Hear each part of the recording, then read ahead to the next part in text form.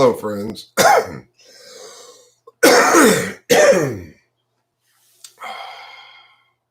My name's host Eric, and there's been a delay in the release of this typing session because you were not first drawn on the salon, you were second. Because I made the mistake of checking my email this morning, and this is about 15 minutes ago or 10 minutes ago. I checked my email, and Isaiah said, oh, the client just changed her mind. She wants to check it first before she publishes. Well, she wants to watch it first before she publishes. So I said, okay, all right, fine. Let me share it with you. I'll unlist it and I'll share with you the link, and you can decide if you want to publish it.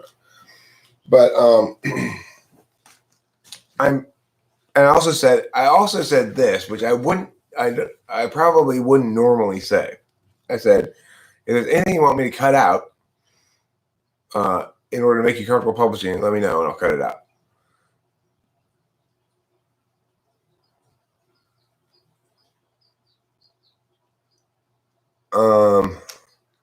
Didn't it start at 9 o'clock? How did it start yet? Oh, I see. Well, you have the link. That's why you're able to watch it. Well, she's not an INFP, for sure. The thing is, the reason I said to her, if you want to cut something out, let me know, I'll cut it out, is because it's absolutely a delightful typing session.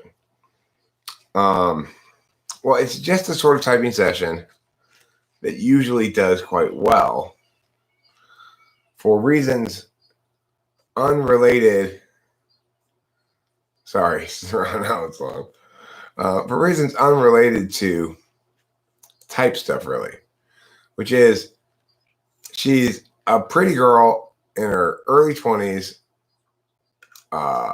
who's quite appealing in her manner, and also has braces. It's like she's kind of like cute as hell, The thing is, I'm not saying this because I'm lascivious or whatever you want to call that. Rather, I've noted that this is a kind of a big factor in views. Whenever I type a pretty girl, it gets like at least 200 views more than if I type anybody else, right? A pretty girl in her early 20s or something. Every time I have one of those people as a typing client, those videos always get more views. So, I don't mean to be so utilitarian, but I really appreciate it when attractive young women let me publish the videos because they do better,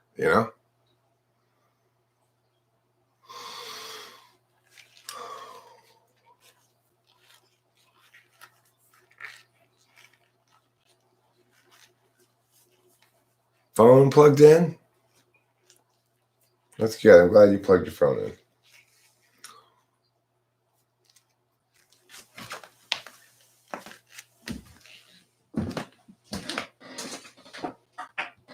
I mean, the thing is, if it makes it any better, and no, they don't. I mean, with rare exceptions. So I got a pretty good eye for talent, and for a stretch of the channel, I had enlisted partnership of somebody named Zachary, host Zachary. And the reason is because after chatting with him a couple times, I was just like, okay, this is the golden boy. Every chick under 30 is going to absolutely love this guy. And indeed, my most successful video ever is still his video called How to Tell if an INTP Likes You. And oh my God, I'm sure the the view demographics on that are probably mostly chicks, right? But that's, if you have a golden boy of some sort who's got a lot of male charisma, but also typological kind of chops, then okay, fine. But pretty girls viewers are less picky about, right? Like, so any handsome male face isn't going to necessarily increase viewership. Zachary was particularly like, yeah, if you, well, I'm gonna find the video and I'll put it so you can see the thumbnail.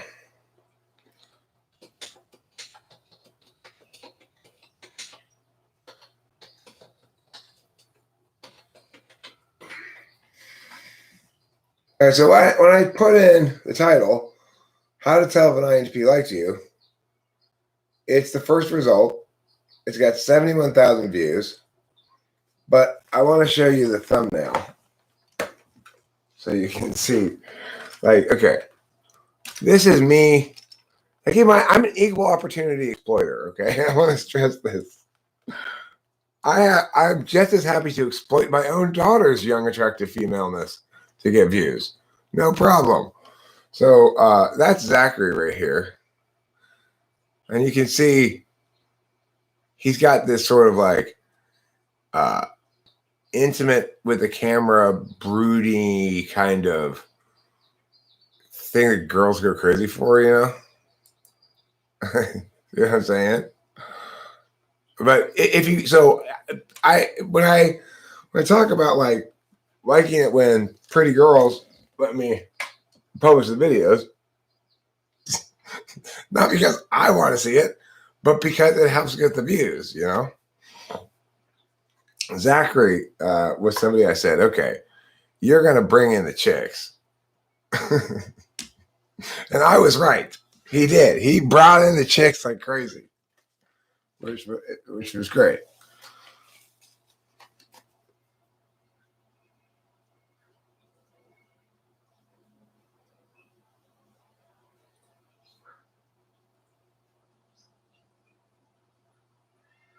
I've never said any anti-masker thing.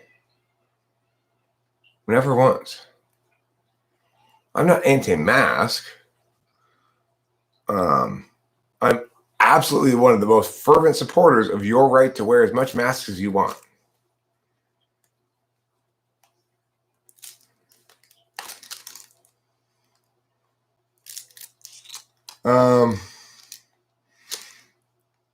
I disagree with the first one. I don't think it would benefit things if I were more get rid of people-y. I agree with you in terms of people's perceptions regarding the second, that people would perceive me with more legitimacy if I didn't smoke pot. Regarding the third one, I agree with you that typology is a sexier topic than politics from a viewer's perspective, but I have just as much gold to offer in both areas of analysis.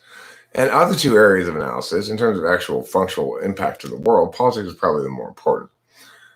As far as the guitar sessions, I completely agree with you.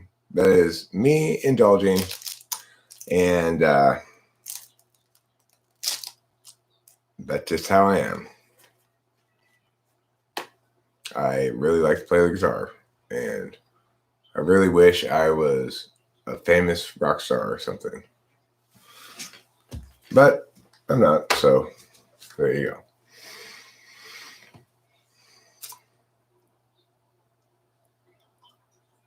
You know, here's the thing. Let's talk investments for a second. Copper hit an all-time high. And you might say, that's not a good time to buy copper. Don't buy copper futures now. Yes, buy copper futures. It may have hit an all-time high. I would be shocked if it stabilizes anywhere below twice what it is now. You want to double your money? Invest in copper futures. Or you could have listened to my advice like 2 months ago and have already doubled your money, as I have with crypto. So 2 months ago, I said, here's why you should buy crypto. It's going to continue going up for at least 1 year. And if you buy crypto now, especially Litecoin, hold it for a year, you're guaranteed pretty much to double your money. Well, I doubled my money in like 2 months. So the $800 or so worth of crypto originally bought that I still have, I sold the Bitcoin Cash at a loss. But even factoring in that loss of $50, the $800 something worth of crypto that I retained, the original price of $800 something, is now worth $1,660. The thing is, I want to buy fucking Dogecoin, even though it seems like a little late to get in on it. I still want to buy Dogecoin, but and I tried to sign up for Robinhood, but what it wants me to do is enter my online banking information, and I don't do online banking really. But I think it's like I hit one of those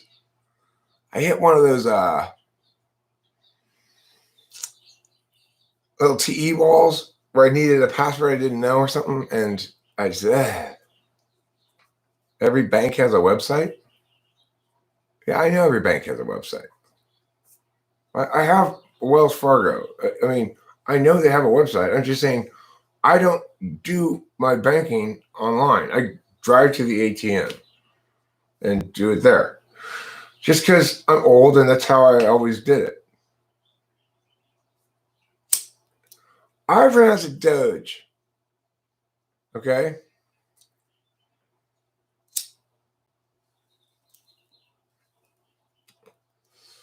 Hi, Mackenzie Hoffman. I didn't answer your challenging questions in the comments because that sounded hard. You had to put up your passport photo, anti-corruption and money laundering.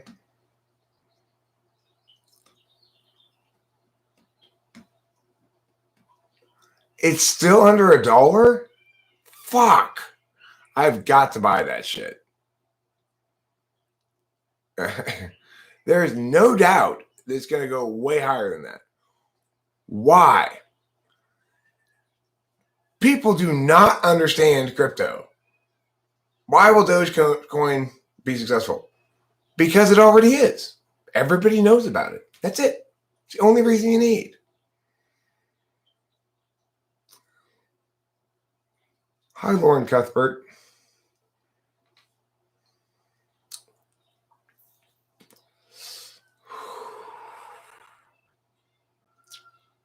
I really like the middle name Tall Man.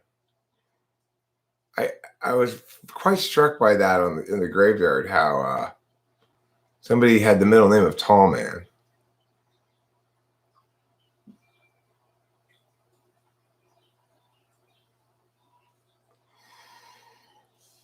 Well, Lauren Cuthbert, you've suffered from one of the most extended cases of laryngitis I've ever seen.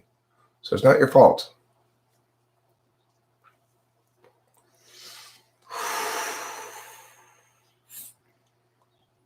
I played poker 2 nights ago again, and I won $27. So I played for like 3 hours, and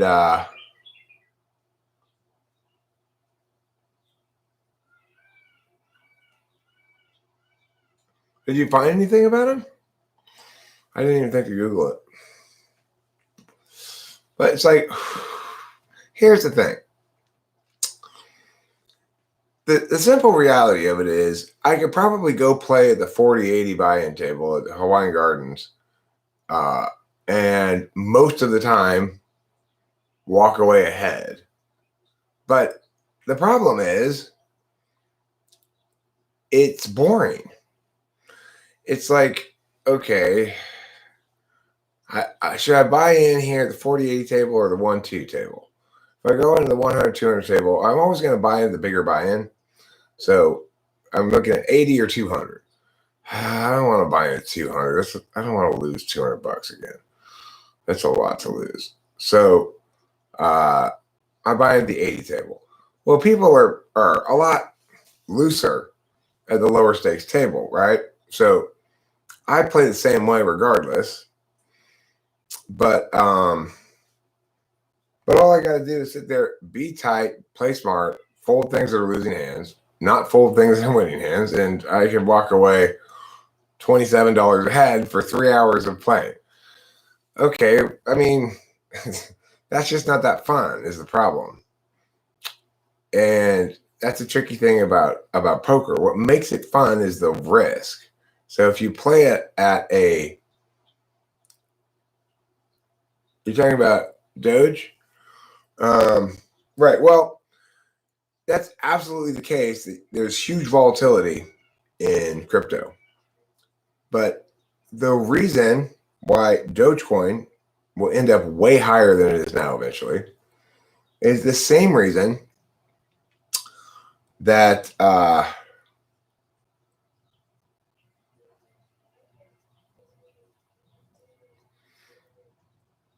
it's the same reason that even though Hostess went out of business, you can still buy Twinkies. It's a brand. It's a brand, and it has way more brand recognition than its value currently. Now, look what happens when you do branding wrong. Bitcoin Cash was a branding mistake from Bitcoin because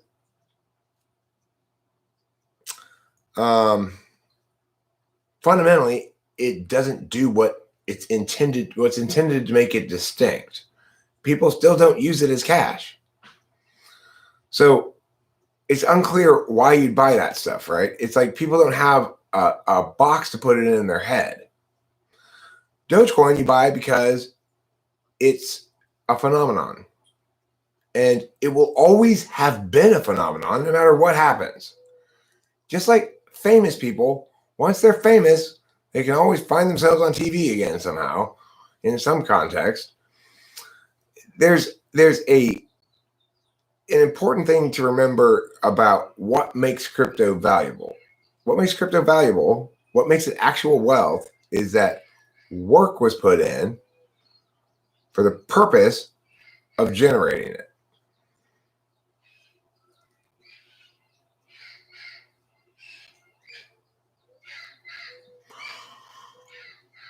Hi, Flow State. You're like Trouble the Cat. You come around and I say, who's this handsome rapscallion who's picking lint off of me and making subtle insults? I'm enamored. Look, anytime useful work is done in the world, new wealth is created. But the thing that makes wealth so confusing for everybody is it's the exact opposite of everything else. Everything else, the actual thing is the actual thing, and the symbol is just a representation. With wealth, the actual thing is metaphysical. It doesn't have any physical form, and it doesn't necessarily imply a symbolic representation even. But we made money in order to render wealth fungible and transferable. People mistake money for wealth. But in fact, wealth is what is generated when you do meaningful work for somebody.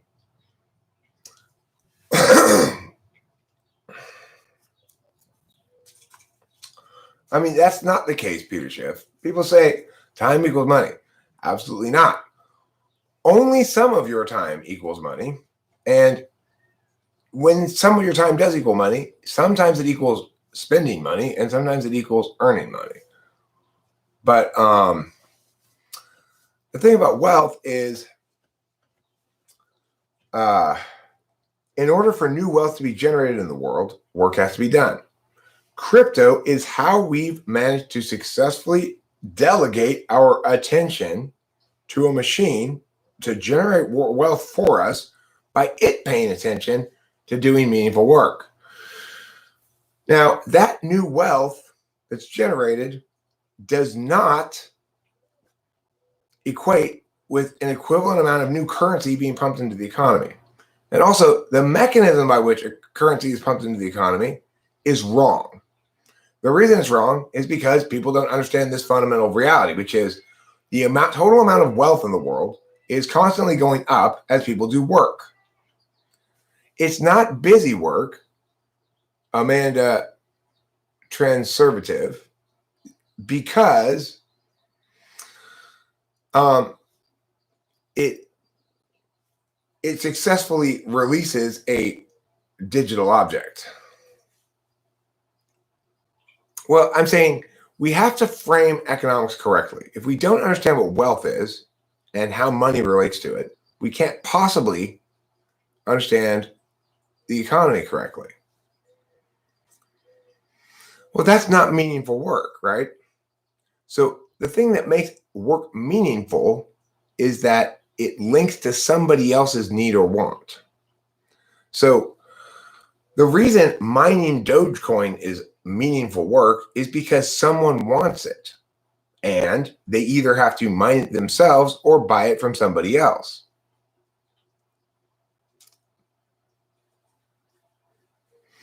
Flow state, I do think you understand the economy better than most people, but I doubt you understand it either, really. I understand it, but almost nobody I've ever met does. Certainly economists don't understand it. The kind of crazy, okay, so you don't understand it then, flow state. Look, the problem we have is this. The amount of fungible currency or fungible wealth, transferable wealth, is artificially generated in an attempt to represent the amount of total wealth that's immeasurable and mushy and metaphysical. Wealth is generated simply because of beholdens. If I come over and do you the favor of helping you move, you owe me one.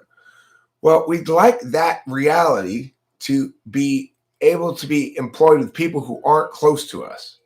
And that's where money comes in. It means that that kind of wealth of beholdens then can be turned into a fungible, transferable form so that I don't actually have to owe you one. I can just give you the equivalent amount of wealth in its symbolic fungible form. And this is the thing. Amanda Transervative makes very good points here. And these are very important distinctions to make, so I'm glad that she's helping me make them. Of course, if you want to dig a hole in the backyard and fill it back in again, and you find that rewarding, that's fine, but it doesn't create new wealth. To create new wealth, you have to do work that is meaningful for somebody else.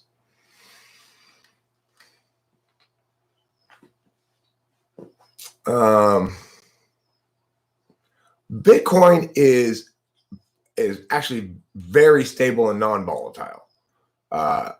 It's also not a very promising, it's not a very high yield investment accordingly.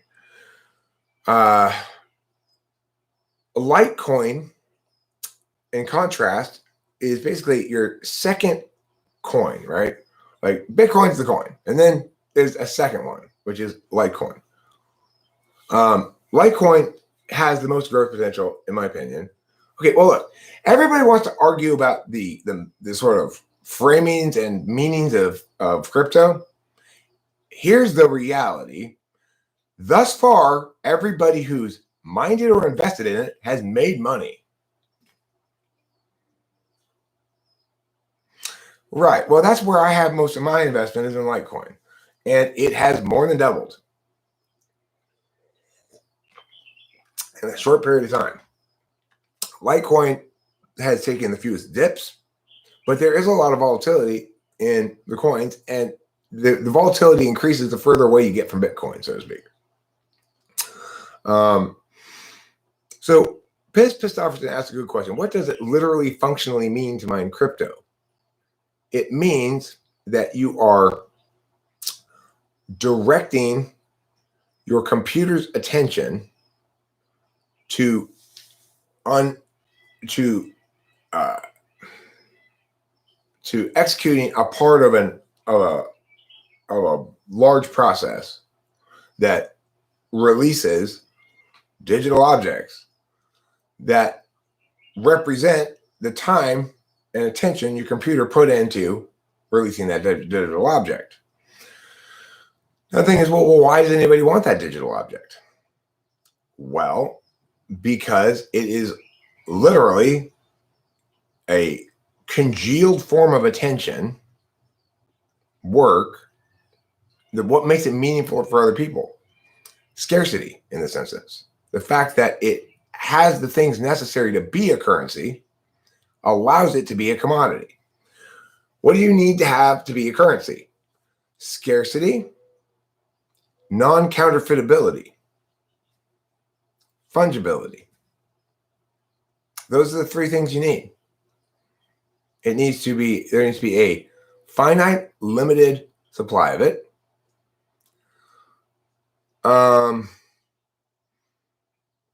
I mean, it has a minute, minuscule carbon footprint compared to the equivalent amount of work necessary to generate the equivalent amount of wealth.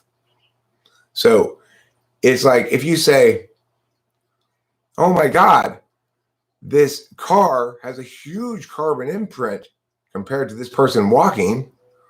Well, that's true, but not compared to the amount of work done. In other words, the carbon imprint is appropriate to the amount of work done. Remember, let's talk about work in the physics sense, you know? Oh, sure it does. I know, sure it uses tons of energy. It uses a lot less energy than mining actual precious metals from the earth.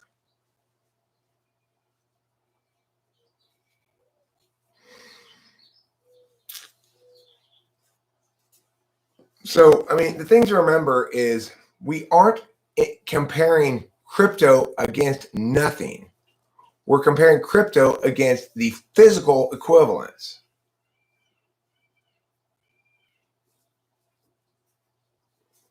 Okay, well, I mean, so if you already have the link and you can watch it, that's fine. I didn't put it on private. I just put it on unlisted. Okay, well, Amanda Transervative. Thus far, note what you've done argumentationally. You've said Bitcoin is not the most environmentally efficient crypto. Okay.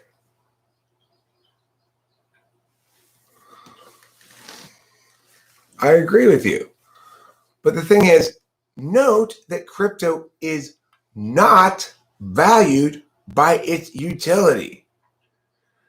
It's valued by its capacity to be useful in that fashion.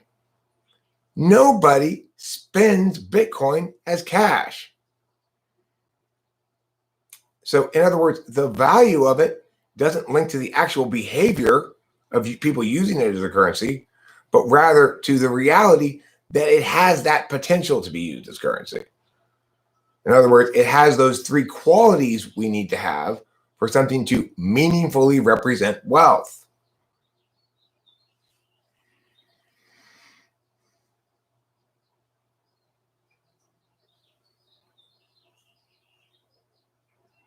Okay, but it has utility, namely as an investment commodity. What people don't seem to understand is this. Everybody who has some money wants to do something with it besides spend it. They'd like to make it grow, right? Why did the stock market not die completely? Why are we not at 15,000 at the stock market? Why are we not? After what COVID did to the economy? How could it possibly be the case that the companies that make up the stock market are more valuable after a year of random economic ass fucking than they were prior? How could it possibly be the case? Why? Because people need places to invest that they consider legitimate, stable, and reasonable. So you point out, Flow State, this is a Ponzi scheme. Okay, so that's why there's still so much growth potential in crypto, because you're not saying that about the stock market. You don't have a good reason to think that the stock market is less of a Ponzi scheme than crypto. I mean, but why not just buy yen or euros?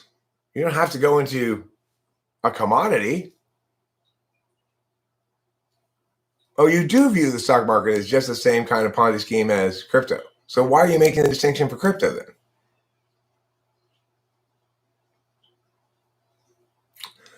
You shouldn't be saying don't invest in crypto. You should be saying don't invest in anything.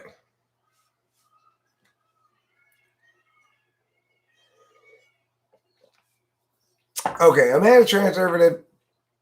You can't go wrong there. I'm not going to disagree with you one bit. Obviously, if you own land, especially if you own a rental property, you have a much more tangible kind of a revenue stream than paper money in investments. But you know what? Paper money turns into real money and like that. Okay, well, I don't know what XRP is, but as far as the gold, silver, and land, here's the best interpretation regarding those. Your best precious metals investment is copper. Your second best is silver, and gold's fairly topped out. Part of the problem with gold is that gold historically has been the alternative when you don't trust the economy or the currency. Now we have a lot more alternatives for situations where we don't trust the economy or the currency, including alternate currencies that are both literal currencies and cryptocurrencies. What is XRP? I never heard of it. I mean, Flow State, just because I don't know what the three-letter term you're using, XRP, is, doesn't mean I don't understand the economy.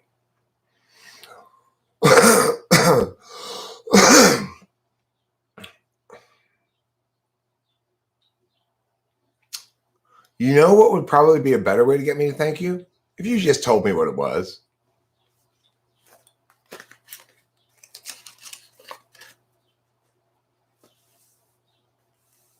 Hi, Levi Samuels.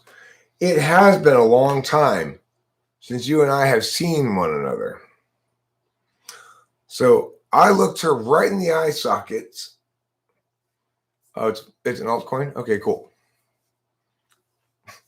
Was that so hard? And hey, mister, we don't need the profanity. Okay? This is a family show. That's why I always say scrotum and not ball sack.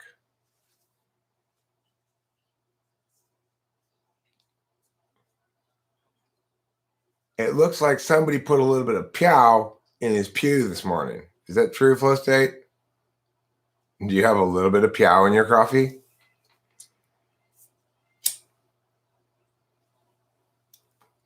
All right, so the thing is, I do want to purchase other coins. I'll take your advice on the XRP, and I also want to buy Dogecoin since it's still under $1. The name recognition of it is way bigger than its value. So that alone is reason to continue to buy it for a year. Note, also what I say about crypto is, if you want to be safe, you can safely assume for the next 10 months, it's going to continue going up. I said about 2 months ago, I said about a year. I don't necessarily know how the marketplace for crypto is going to play out long term. I think that there are I know right now is the time to buy Doge, but there are a small number of coins that have high profit potential, and the vast majority of them have almost none, very little value and very little profit potential. But I'll tell you something. when I do launch Eric's scrotum coin, buy it. Every digital coin is inscribed to the picture of my scrotum on it. Eric, have you read the manga Ice Shield 21? No.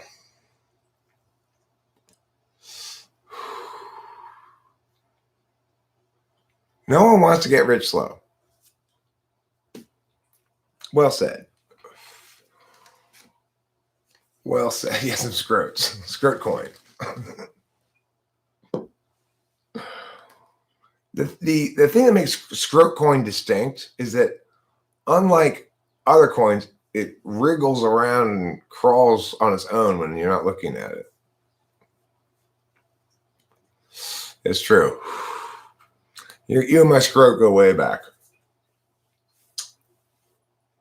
Back to the, I think we first met in the 1986 Scrotum Olympics, didn't we? I believe you won the gold.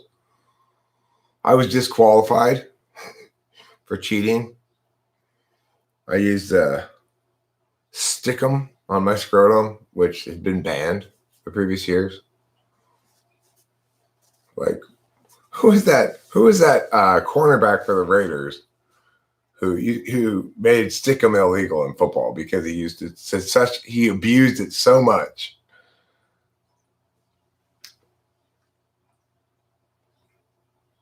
Okay, well, look, I got thumbs up on this notion from Horse Runner and Flow State. I'll buy the shit as soon as I can. You guys are solid TI folk. I think we should call TI people good old boys and FI people others.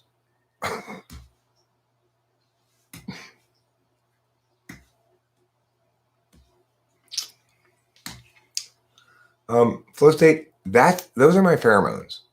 My manly pheromones just naturally smell like Jergens.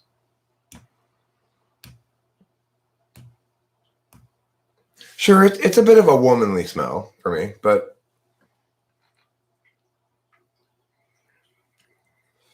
Lester Hayes. Yes, Lester Hayes.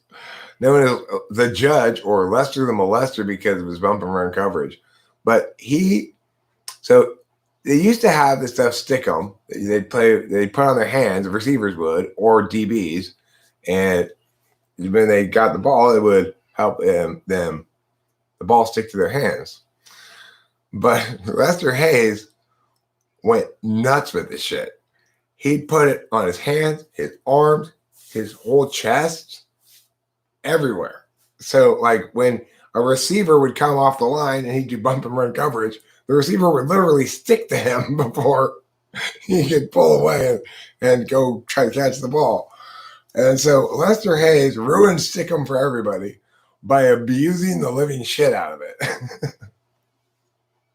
It's like a football couldn't go near Lester Hayes without sticking to him, even if he didn't touch it. It's just ridiculous.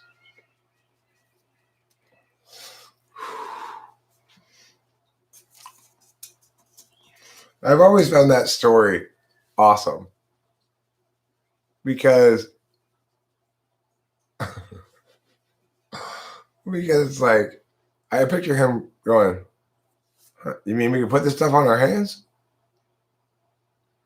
I mean, okay, so we're allowed to put this like glue on us, right? So to ball stick to it. Okay, why are you just putting it on your hands? I don't see anybody else doing this. I'm gonna smear this shit all over me. I like that guy. You know?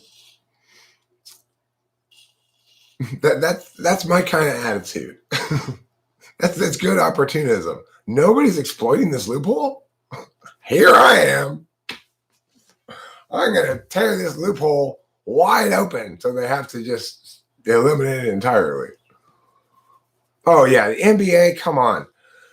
I do not want to see any more bullshit on people's jerseys. And I don't mean to say that racial equality or police violence and stuff aren't important. They are. But when I work at a restaurant and you order a lumberjack breakfast, I don't serve you a plate of political opinions, because when I do that, then I'm not doing my job. I'm doing some other stupid job. Idiots who think they have good ideas about politics are the cancer that drags the world into chemotherapy.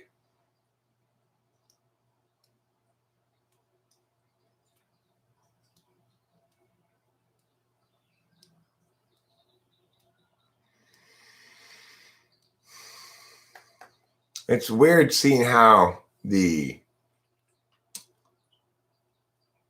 wall of fear is crumbling around Southern California.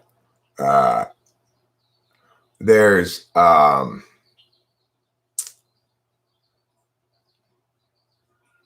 increasing places where like the proprietor of the store isn't wearing a mask, and you kind of check when you go in a store if they don't have a mask on, you take your mask off. And then I was playing poker, and everybody had their mask on like they're supposed to, but a lot of people have it kind of like half on, like their nose isn't covered and stuff. One time during the 3 hours, one of the dealers said to one guy, "Can you put your mask over your nose, sir?" And it's just like, what? Jesus, this is falling all apart because it's getting increasingly impossible for people to think that there's any reasonable enforcement of this, given the constant half-assery by everybody about it. So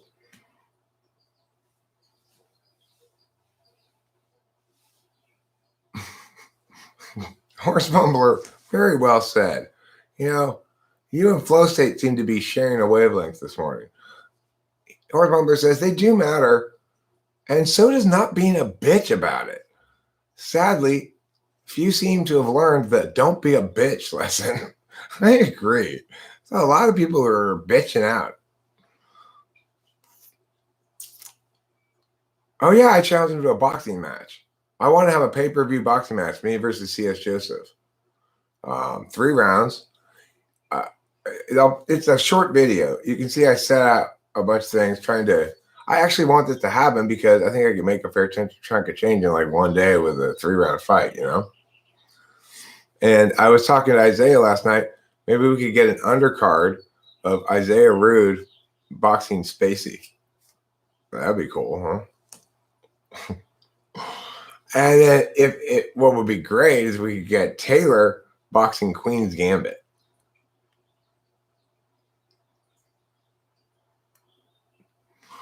And you know what? I wouldn't feel any qualms about charging $19.99 pay-per-view for that fight because I'd have to travel someplace. I'd have to, book a ring someplace, like find a boxing gym or something that will let us do it. And it's going to take some doing, right? I've offered to see us I will do all that legwork. All he has to do is say yes and tell me what city he lives in, and I will find a place there, and I'll do all the.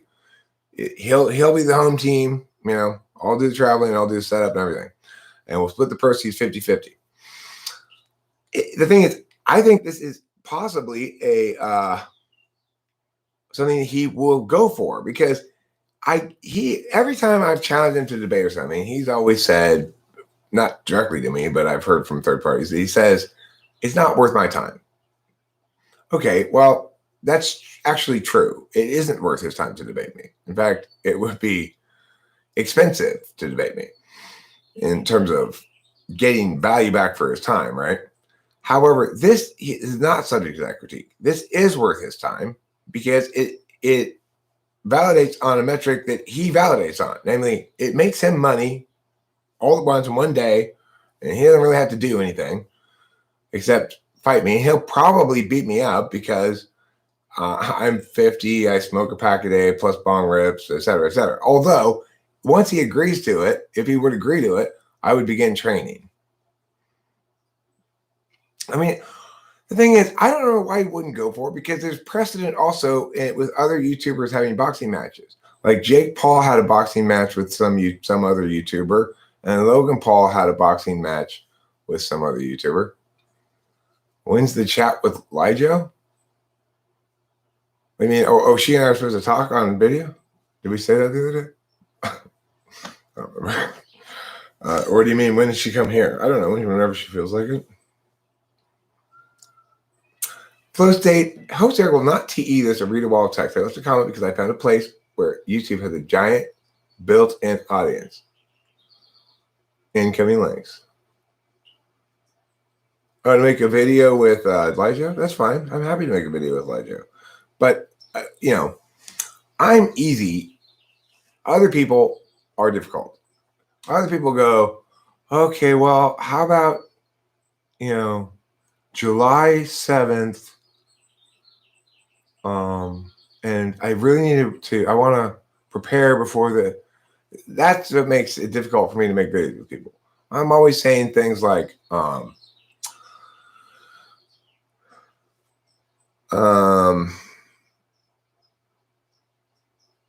well, let's do it right now. And people go, oh, I can't, not right now. All right, well, whatever. Who didn't do that was that girl who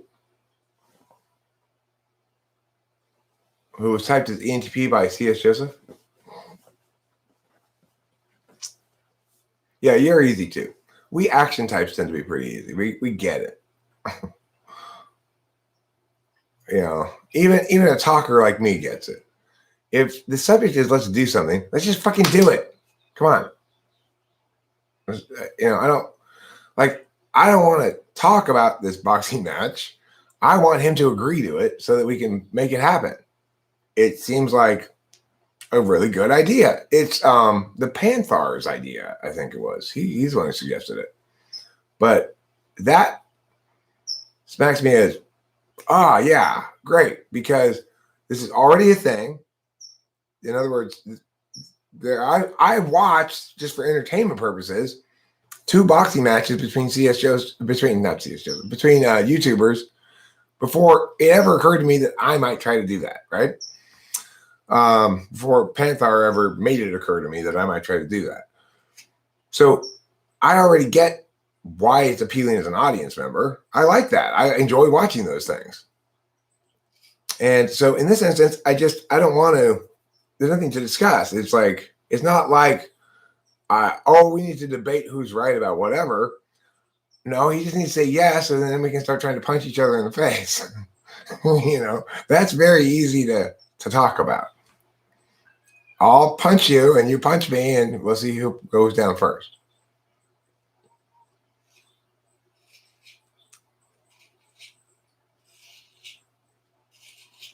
Nick Diaz is ISFP, best boxer I've seen. I don't think I've seen any Nick Diaz fights, really. As far as the Paul brothers go, Jake Paul is the better boxer of the two. Logan Paul looks a little bit more intimidating, but Jake Paul's the better boxer. Yeah. I watch a lot of boxing shit, Flow State. People, as I said the other day, if there's one thing that, if I were ever a famous celebrity and they were to ask me that question, what's something about you that would surprise people that they don't know about you? One thing that would surprise people is I know a shit ton about sports, and I like sports a lot, and I watch a lot of sports. What type is Mike Tyson? I mean, I have a lot of trouble typing boxers because all you get to see is them fighting. I don't really listen to interviews of them or anything, so I can't tell by watching how somebody punches what type they are. I would guess ESFP too. Just throwing it out there with the Panther and Ron Allen's long. I would guess Tyson's an ESFP. But I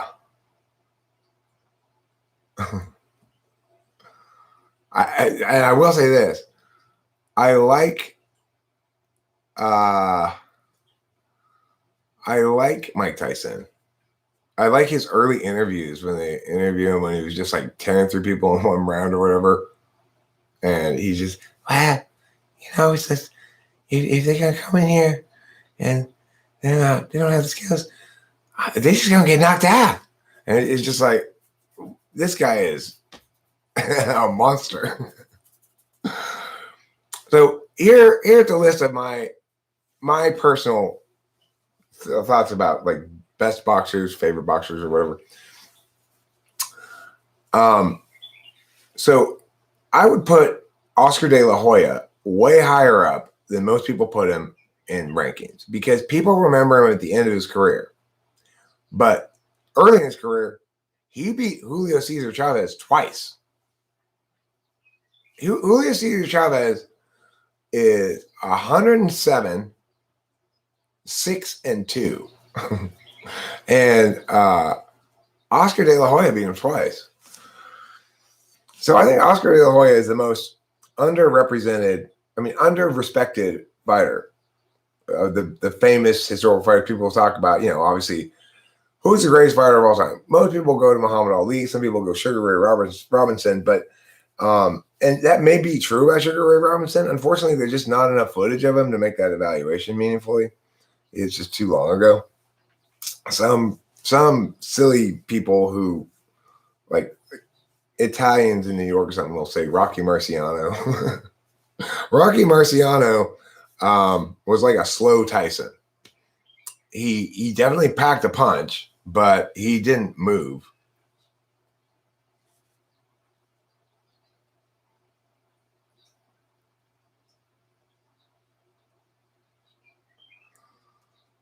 Are you talking about steamrolling you that one time I visited you in Tucson? Like a year and a half ago? I think I already apologized for that. I guess my apology is not adequate. You need vengeance? Okay, fair enough. Bye, Levi.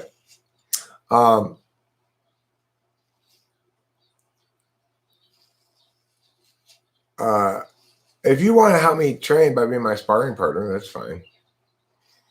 I think I'd probably learn more from Taylor. I get Taylor to be my sparring partner. I'd probably be too beat up to actually enter the boxing match. Now, here's one thing I'm not willing to do to box C.S. Joseph. I'm not willing to cut weight. I'm going to box at whatever weight I am. I'm not going to try to make myself weigh a certain amount. No, not doing that. How much would you conquer if you have SE roll? I mean, it's like every ISFP and every ISTP in the world conquers 70 units of conquerability. Does that answer your question? Oh, I see roll. Sorry, that's 8 socionics term. Huh? A slot?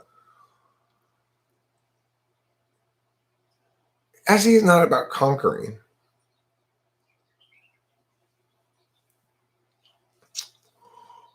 Well, I will say this also. I have a beautifully juicy kind of Dunning-Kruger, which says this. I've watched a lot of boxing. I paid a lot of attention to how Floyd Mayweather Jr. avoids getting hit. Now, I know I don't have the head movement that's necessary to really avoid getting hit. Like Tyson had basically no defense except head movement, but his head movement was great. He'd just like dodging all the punches, but he'd come at you with his hands down here, and bow, and the guy was just knocked out, And then you see somebody like I can't remember his name, but he's another defensive specialist who spends most of the fight basically staying out of range, stepping back, staying out of range, stepping back, staying out of range, keeping his guard up, and trying to counterpunch, right? Pacquiao, I think, is a kind of overrated fighter. So we're like Oscar versus Manny, at both of them at their peak, Oscar whips his ass. Julio Cesar Chavez versus Pacquiao, both of them at their peak, Julio Cesar Chavez whips his ass. Pacquiao got lucky when he was at his prime that there weren't any real geniuses out there. Okay, fine. That's fine. But keep this in mind, friends. INTP is not going to forget that one time you were an asshole. Okay? That's third slot SI. They may forget that one time they were an asshole. Not that you ever were, of course, none were, but okay, fine. I've been an asshole more than one time. Now, I'm talking about, have I seen Hajime no Ippo? Yeah, I have, actually. A long time ago, though. There were two animes I watched prior to watching anime. I watched Naruto and Hajime no Ippo. So, and then I took years break before I got into anime. So I don't really remember it that well. I was thinking about rewatching it, but it's a boxing anime. Has anybody here watched How Not to Summon a Demon Lord? Oh my goodness. It is this close to hentai. I also read a meme of some sort the other day. It said like it was making fun of or shaming weebs who use any of the following terms in regular conversation. Like baka, or I don't remember what the terms were, but I use at least one of them in regular conversation. I thought, oh, they're making fun of me. But I use soda ska. That wasn't on the list, but I use soda ska fairly often. Soda ska means, like everything in Japanese, it means 50 different things. But basically it means, I understand, yeah, got it, right, cool, no problem. Soda ska, you know? So yeah, I have incorporated some Japanese terms into our regular day. You know, usually before we eat, Rachel and I say, "Itadakimasu." What types do I think Naruto and Sasuke are? I think Naruto is an ESFP, and I think Sasuke is an ISFP. Those are the answers to your questions. You remember those times that you're asshole too, because you need to have a repertoire of such to establish that indeed you are fair.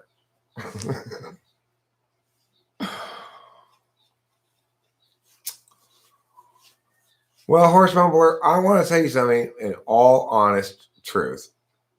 There have been a few occasions in comments where you've been a dick, but I have never encountered you being an asshole. You are not an asshole. You have dickish moments occasionally. When you say something dickish about one of my precious songs, it hurt my feelings, but you are not an asshole. Now, I have both dickish moments and also can be an asshole. I can also be a little bit cunty, but I don't think I'm very often a bitch.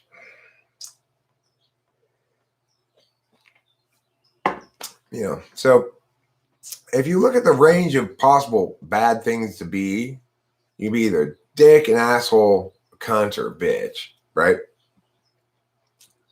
I'm not this one very much. I could be these three, but I'm not this one very much. Rarely do I say to myself, God, Eric, you're being such a little bitch. That's just not me. I don't know. I'm more likely to be like Marty McFly and, why'd you call me chicken?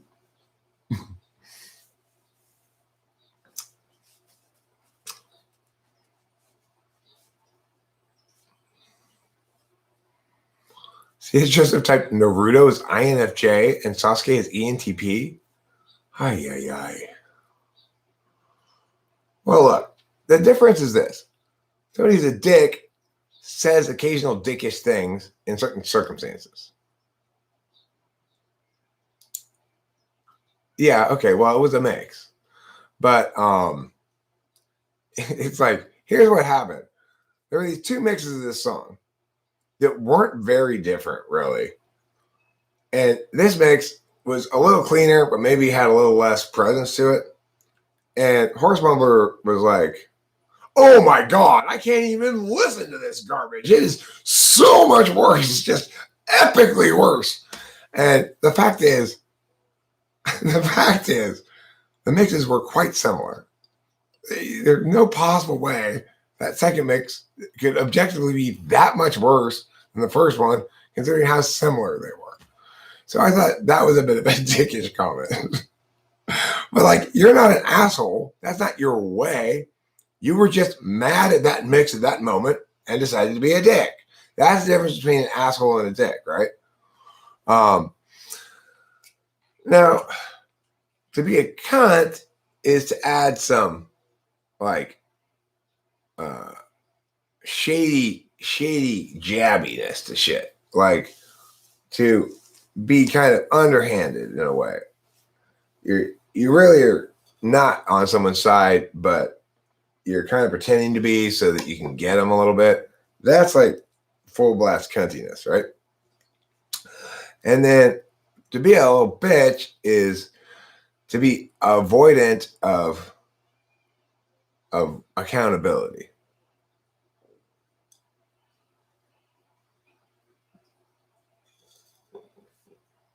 Yeah. Why are you surprised at C.S. Joseph's stupidity? Who's surprised at it? It's obviously willful at this point, so there's no purpose in trying T.I. prove him wrong because he had to know when there's nothing correct. I mean, I don't think he thinks about it really.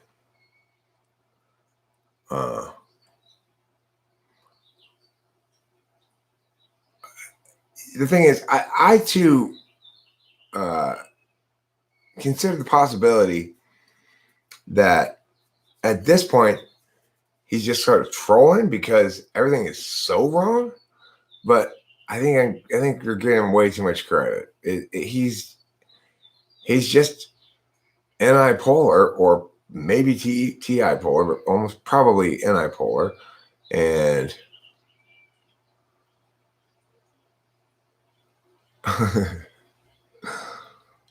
okay. Well, the thing is, I think in this instance, Horse Mumbler, your SI muddied up your NI a bit. We all have a preference for the versions of songs we hear first, but and you may have found specific choices.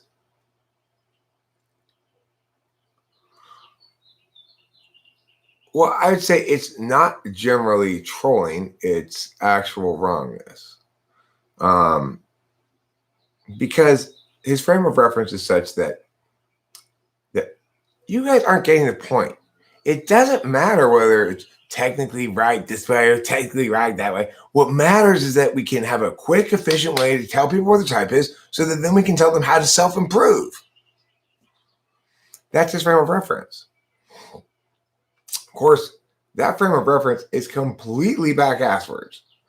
Not only can you not possibly do anything useful with the wrong approach, but additionally, self-improvement is bad, self-acceptance is good.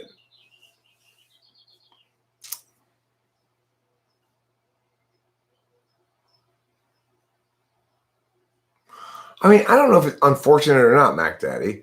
It really depends entirely on what you're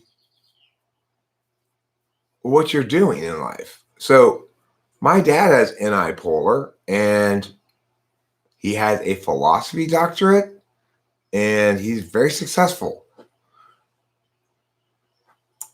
But there's also these weird NI polar moments all the time, you know? The thing is, what is my dad not doing? He doesn't get typology at all. When I try to explain to him that like, okay, well, the reason that this happened this way, Dad, is because this is indicative of how you approach things like, yeah, and I approach things like, yeah, and these are the type things. it's just like his eyes glaze over, and we don't know things not from experience. You can't know about a person except by experiencing them. Is the fundamental frame of reference. And so they just how it plays out depends on what they're doing. If my dad were trying to type people and talk about typology, he would be just as shitty at it as C.S. Chisholm, I'm sure. Can you improve functions? No.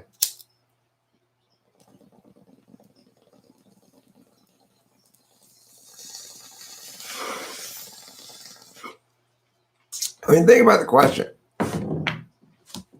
Can you improve addition? No. Can you get faster at doing addition? Yeah.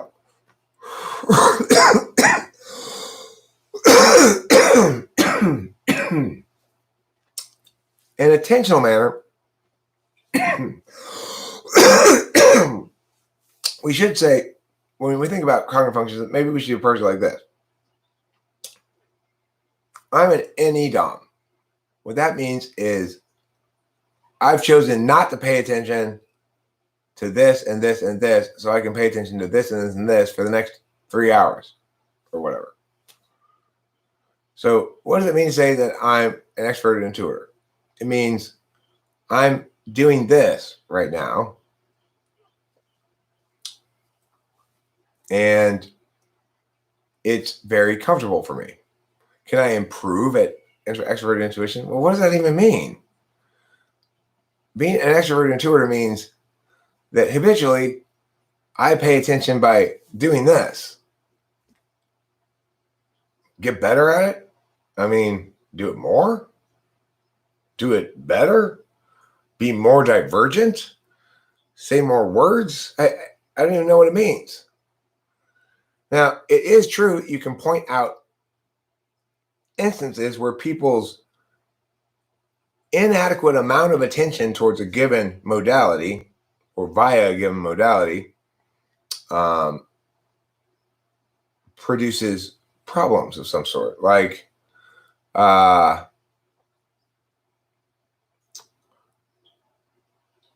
just the other day, Cameron called me and asked me to go to his parents' house and move a heavy thing inside because he was out of town and needed to be moved.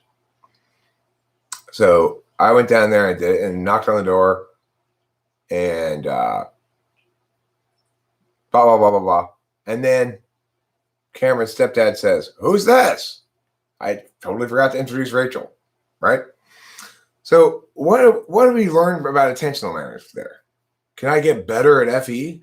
Well, it is true that if I sort of SI set it up ahead of time, like made a decision, I'm going to try to pay more attention to this, and I went to their house, that maybe I could remember to introduce Rachel and take care of that FE thing.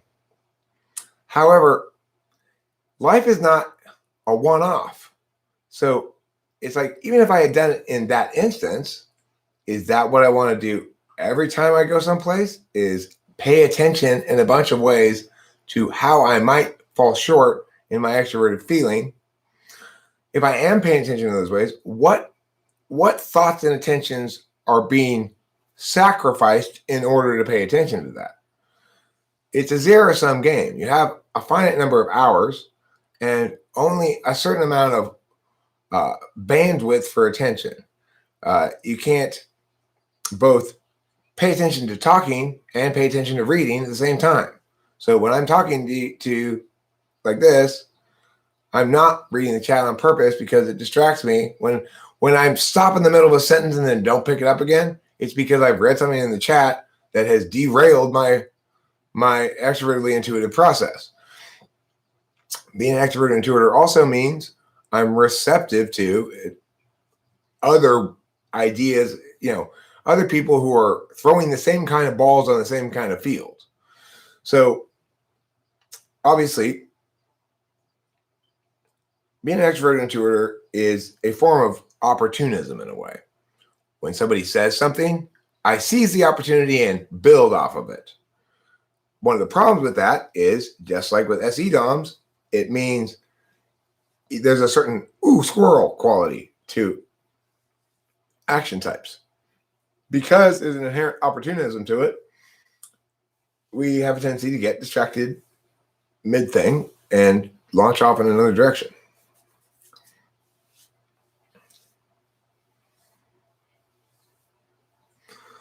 Okay, so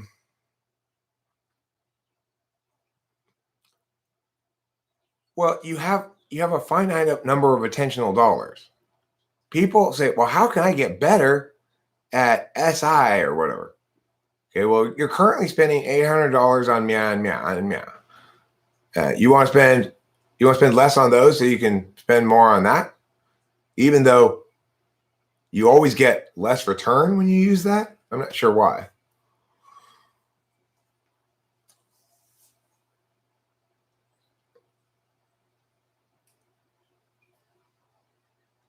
That's a good point, Rain. I'll keep that in mind. The explanation from MacDaddy that I've said before is that the rat test is not a good test for testing NI slots. It's not reliable in terms of first or second slot. It's not reliable in terms of polar either. In other words, I've seen ESTJs do okay on it. There is some loose correlation, but it's not a skills test. It's not a skills test. That's the key thing. So while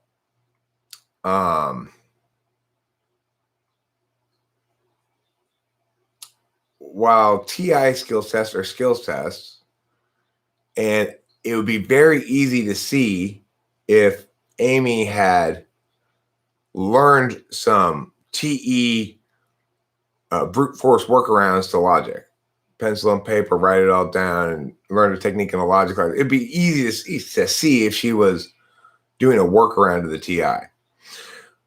With NI, her kicking ass on the rat test would suggest a very strong ability to effectively use what we see as NI as a subject. But because the rat test isn't a skills test, it makes a lot more sense to simply recognize that her ability to answer questions like that represents a compensatory or some sort of workaround mechanism for not having any TI. The thing is, the bottom line is I don't have a reliable NI skills test. So if you're asking, well, why did she been on that test? The answer is it's a bad test. So you shouldn't draw too much conclusion from it.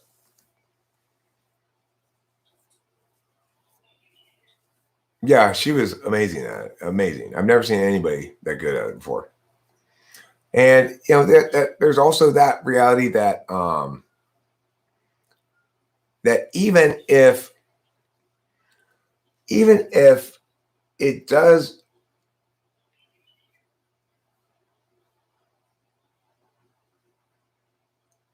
link to NI, that introverted intuition expresses in a lot of different ways. So, like, I'm really good about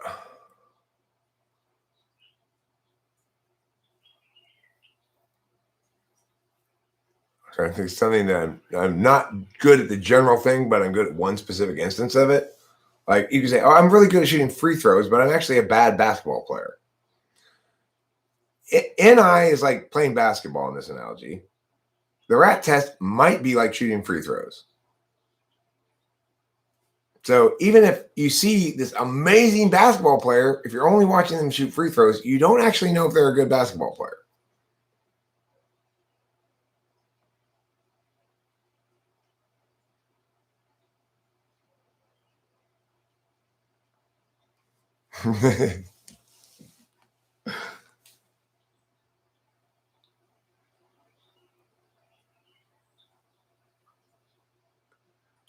I mean, no, I think upon more a retesting or thoroughly testing her on it, I think that TI was dead set consistent with exclusively polar.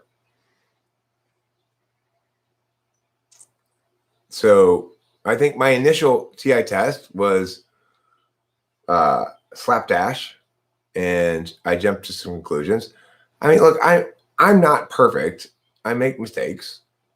Those mistakes don't necessarily, although with other people, okay, look,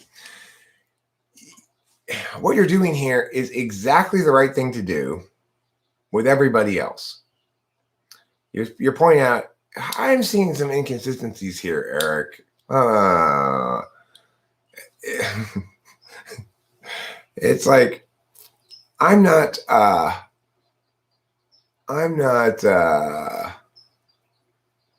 that's fine.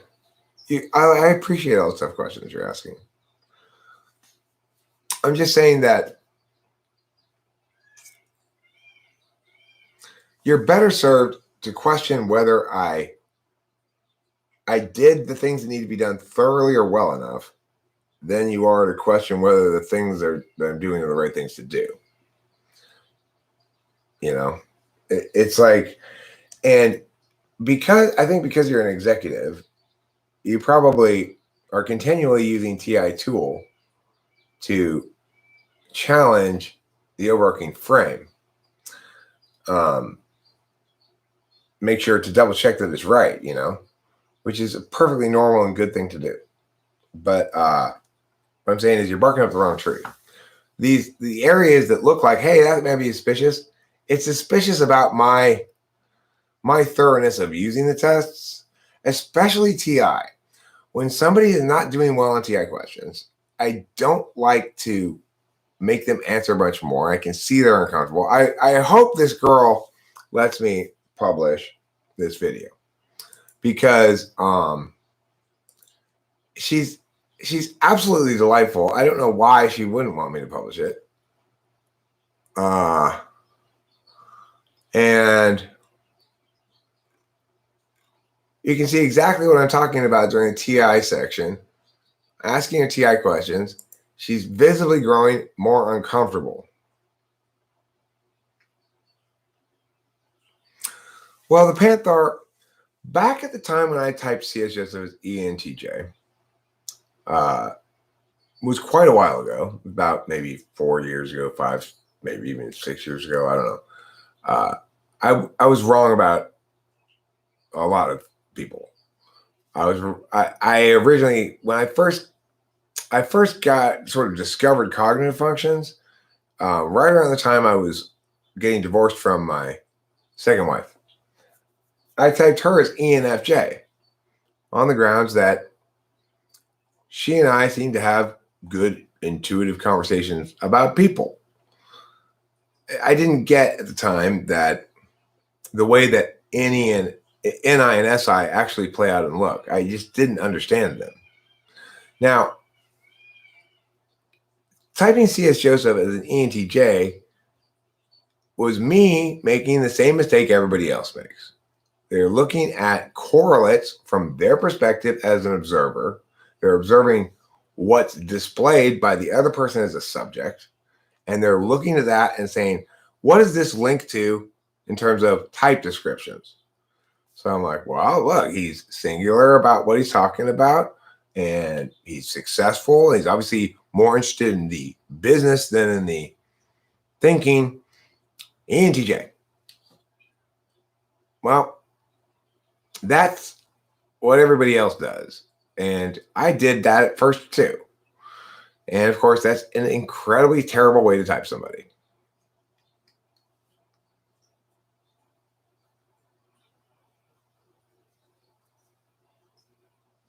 And now I've learned, and that's the beautiful thing about doing it the way I'm doing it, right?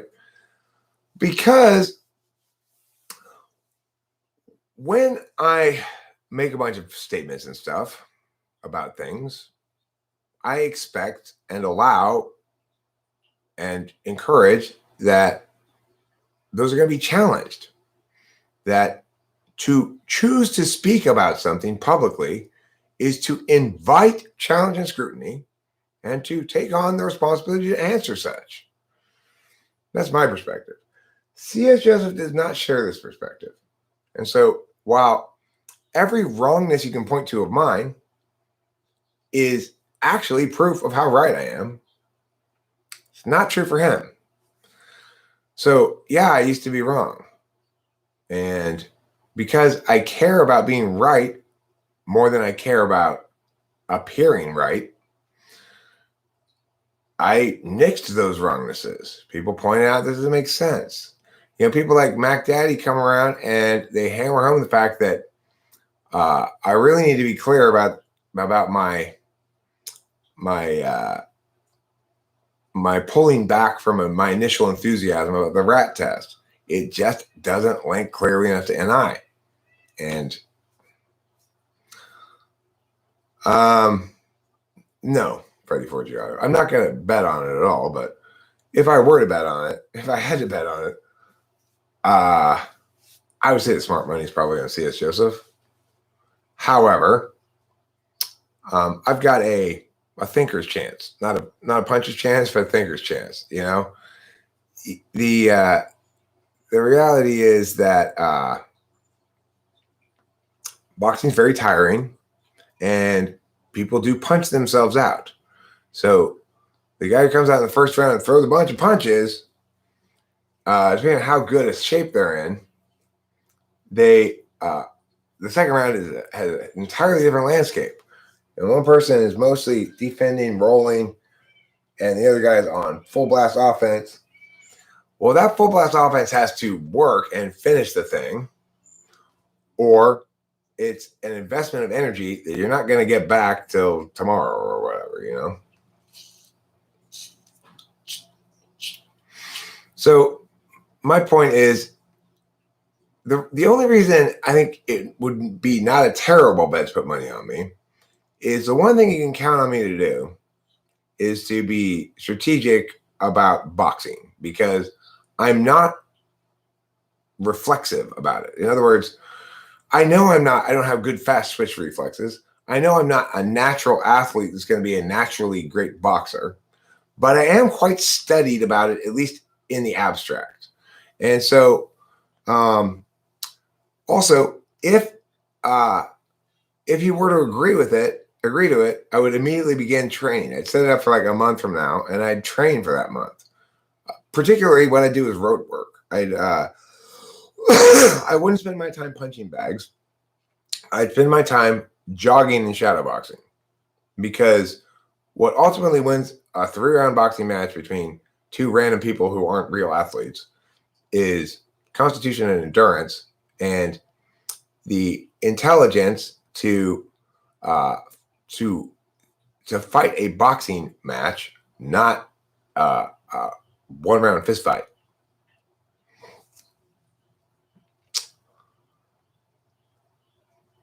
Well, I mean, obviously, the person with the longer reach can keep the other guy at a distance if they keep working their jab. Now, the thing is, how I fight C.S. Joseph is going to be contingent on how C.S. Joseph fights. I'm not going in with a plan to fight a certain way, because I'm not a boxer who has a specific style that I like to use, or I'm just a random guy, right? However, I am a smart person who's seen a lot of boxing matches and recognizes that in every boxing match, one of the two parties is the person who's the aggressor, which is to say, moving towards the other person, and one of them is the retreater.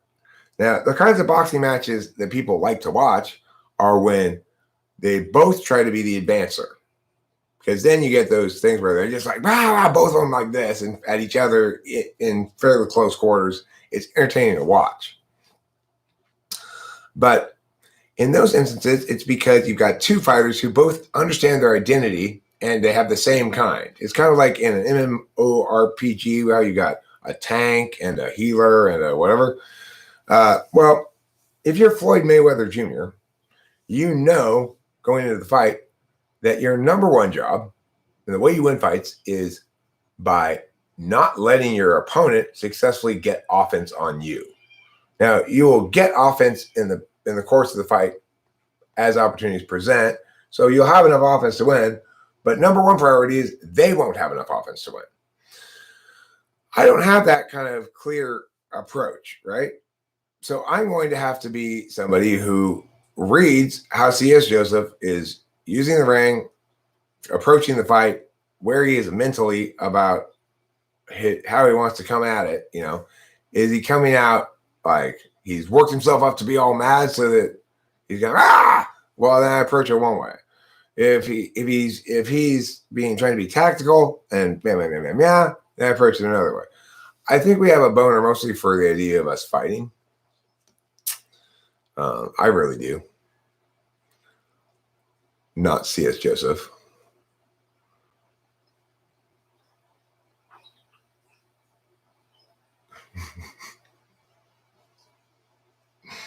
Let's see. He's going to go in his ISFP subconscious if he fights me, huh? Okay, well, good for him. I believe he's mastered all cognitive functions. Isn't that true? He's the black belt of cognitive functions.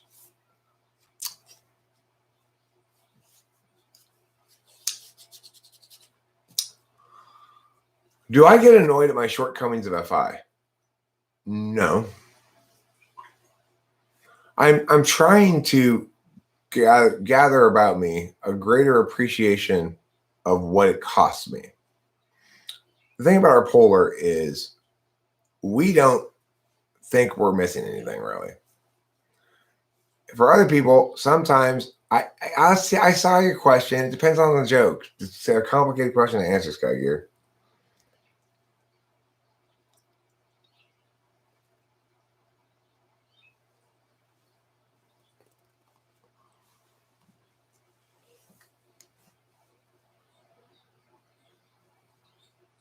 Thank you for repeating that, horse mumbler. I should be able to conserve energy by using my reach to make him move while staying relatively rooted, which will be important for your balance. True. I don't want to do a bunch of unnecessary dancing too if I have a finite amount of energy. Now the thing is, that's going to also have to be somewhat adjusted depending on how successful my training is. I'd like to have a month between him saying yes and the actual fight. Yeah. Legends Fall says, I'm continually imagining the failures of FI polar are actually failures in my fourth, but I'm aware of it now. And that's the beautiful thing about cognitive functions. I used to constantly mistake FI for SI. How are you feeling, Eric? Sleepy?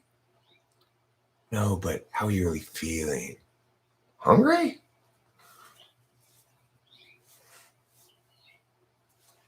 You'd be in jail for domestic abuse? I'm not your wife. I'm not sure if you knew that or not, but yeah.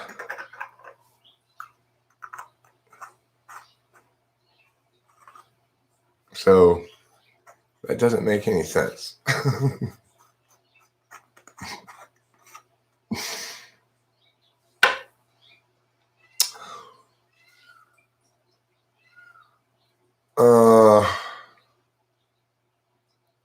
It also wouldn't make any sense to say you don't want to go to jail for embezzlement, but that also wouldn't make any sense.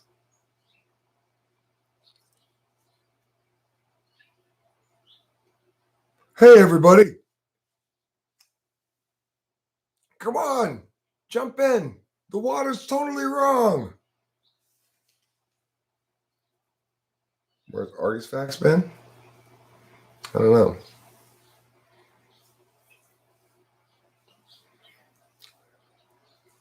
In Frank James's video about inferior SE, he's almost exclusively talking about TE polar. So that is interesting. What I've noticed is failing to recognize the F and thinking it's your fourth slot. for me. Failing to recognize seventh and thinking it's fourth. But it could possibly be the case as well that when you talk about fourth, you sometimes blame it for things that are actually problems of your polar. Yes. Wrong people do consider him INFP.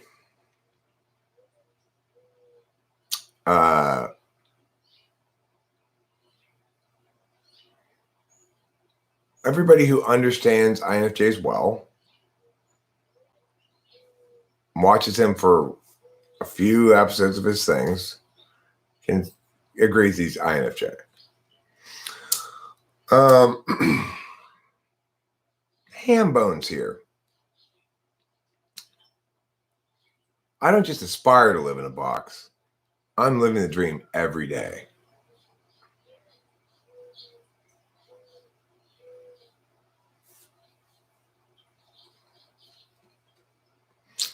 I have no idea about.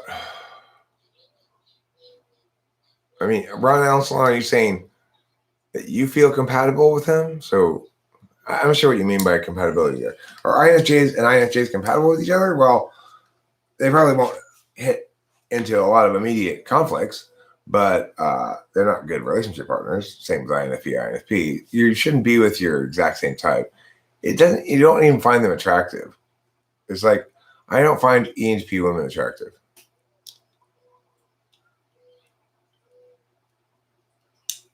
Yeah, then it would have worked.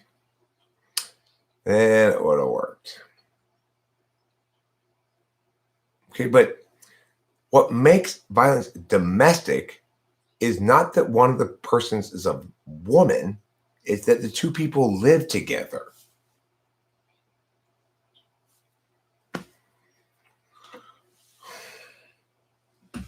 I mean, look, yeah, I'm a proud Black woman.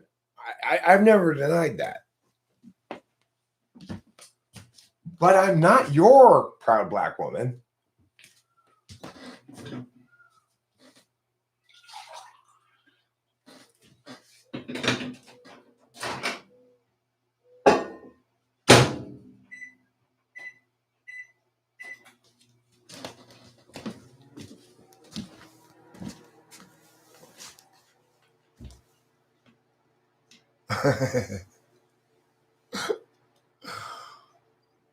And then Eric could have quipped that it would actually be gender fluid slaughter. That's great.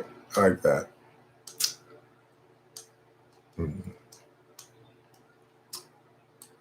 The thing about me being racially fluid is that if somebody commits a crime against me, it could begin as a regular crime, proceed into a hate crime, and then transition back into a regular crime as my race changes. So it's always risky to commit any kind of crime against me.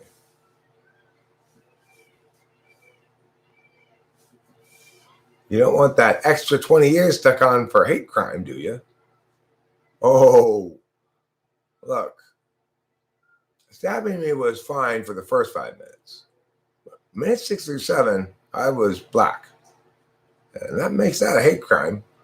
Minutes 8 through 10, I was Scandinavian, so probably not a hate crime there. But for at least 2 minutes, it was a hate crime. Does SE inferior need loyalty? Okay. So a human being who has SE in the fourth slot is an introverted intuitor. They have NI Dom.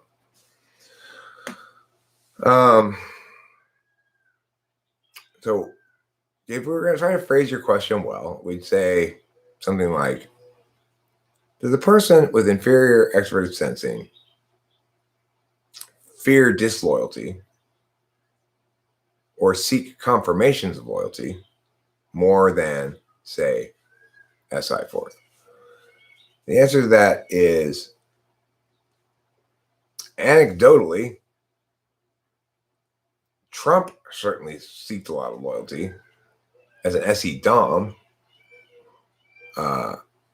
but I would say, I think loyalty is probably most important to people who have countervalued FI. So loyalty is important to me. Loyalty is important to Rachel. But I think it's because we don't consciously pay a lot of attention to our own feelings. I don't need to know that I can rely on you because you like me so much or love me or whatever. I need to know I can rely on you regardless of how you feel about me. You know what I'm saying? So that's, I think, consistent with delivering a box full of poo to your grandma.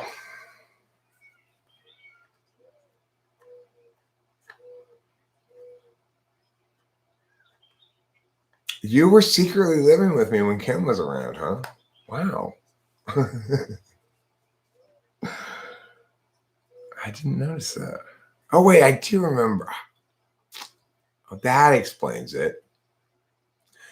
There was a steady stream of people emerging from my house in Laverne, completely confused about their type. I didn't know where they were coming from or who would confuse them so much.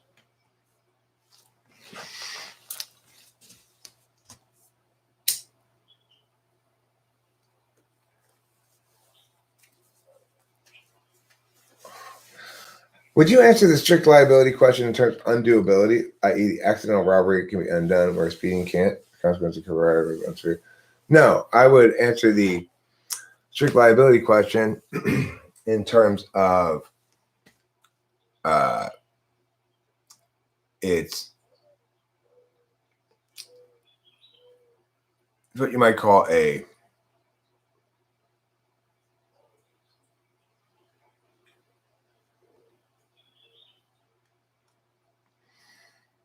refereed subsystem. So it's like the reason you can have strict liability for tickets is because they aren't crimes. When you get a speeding ticket, you have not committed a crime. You've committed an infraction. And it's an infraction because the state can't prove beyond a reasonable doubt that you had knowledge of the fact that you were committing a crime.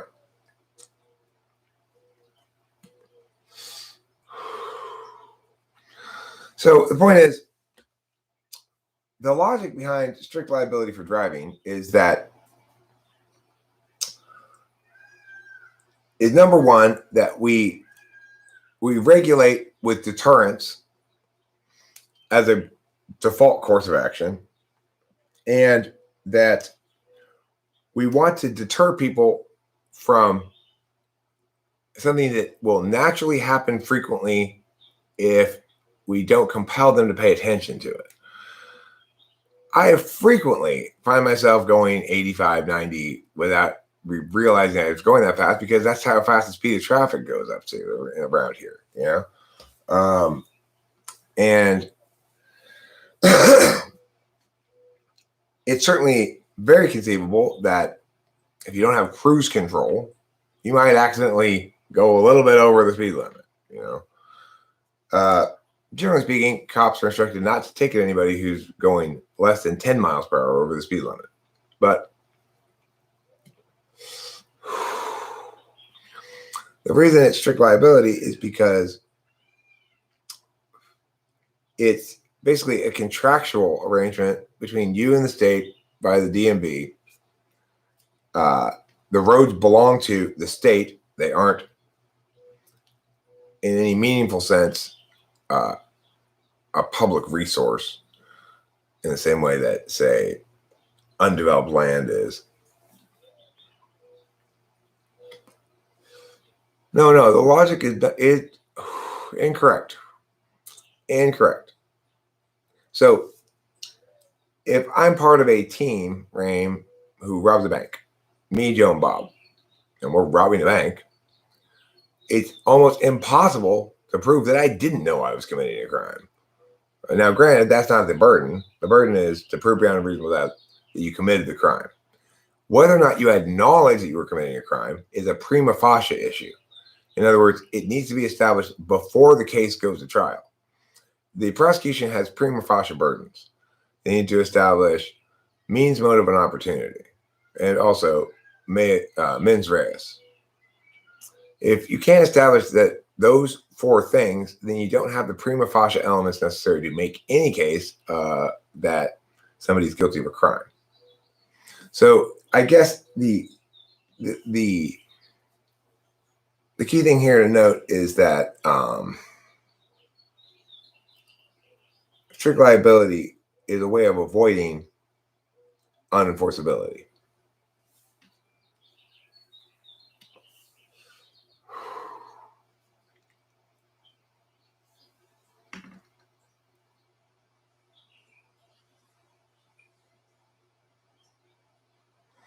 Okay, well, that's the thing, right? Is in that instance, you could still prove that, right? So you give a great example. If I misunderstand and think you're donating me I think you told me to keep the change, and you actually want your change, and then instead of talking to me about it, you just immediately go and call the police, and they come, and I say, well, I thought they said keep the change, and the guy's like, no, I said me the change for some reason. And there's no other evidence that I intentionally did that, then it would be impossible to prove beyond a reasonable doubt that I stole the money. If that's the actual data that's in front of us, and I shouldn't be convicted of that, right? On the other hand, maybe I was telling Jody, my coworker, about how I've been stealing change from people, and she gets deposed, and her deposition makes clear that, in fact, this is not the first time I've done this. I do this all the time. Well, then you've established the prima facie burden that I had knowledge that I was committing a crime. Now, note, once that burden's established, that issue no longer gets raised once the trial starts. So once the trial starts, mens res is assumed. If they couldn't establish mens res, then it wouldn't have gone to trial in the first place. Those are pre-trial motions. So things like evidence exclusion and whether or not they make their prima facie burdens, like a very thorough defense lawyer will challenge every piece of evidence and all the prima facie burdens, and that all happens before you ever hear about it in the news. So it's like when, in fact, the judge goes, no, you haven't met this prima facie burden, what usually happens is they push a court date back later. The prosecution comes back having done some more work, and they go, okay, good enough to go to trial. Because meeting a prima facie burden is not really the same thing as finding somebody guilty of something. So I guess when you said prove beyond a reasonable doubt, well, that's for the jury. The judge needs to determine whether it meets a standard. So in law, there are standards and rules. Standards require discretion, and that's why there are judges. So in that instance, the judge is interpreting a standard to see whether or not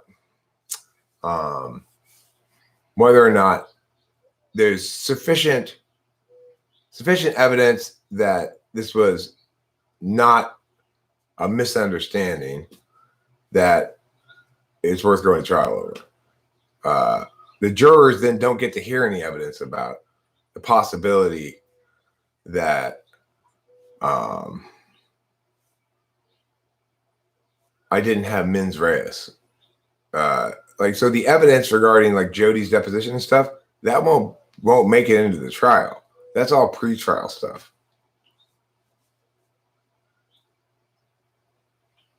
Okay.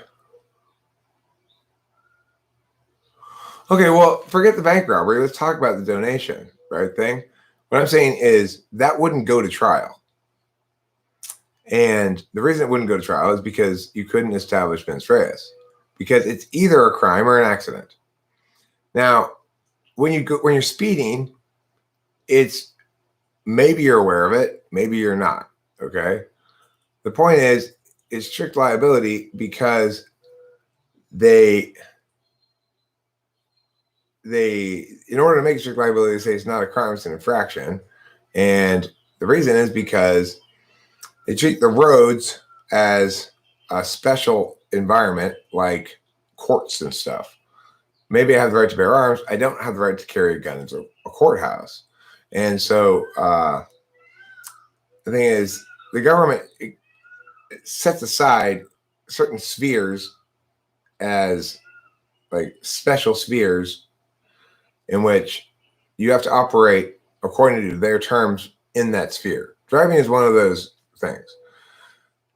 The reality is, of course, tickets are a bad idea, and they're not the best way to manage the cause of treating a special environment is there are a couple of different things. One, it has to be very limited in scope and purpose. So driving is limited in scope and purpose. You drive in order to get somewhere, and you drive only on the road part and not across people's lawns and stuff, you know? So it's a narrow enough amount of variables that it can be regulated accordingly. Most things aren't narrow enough like that.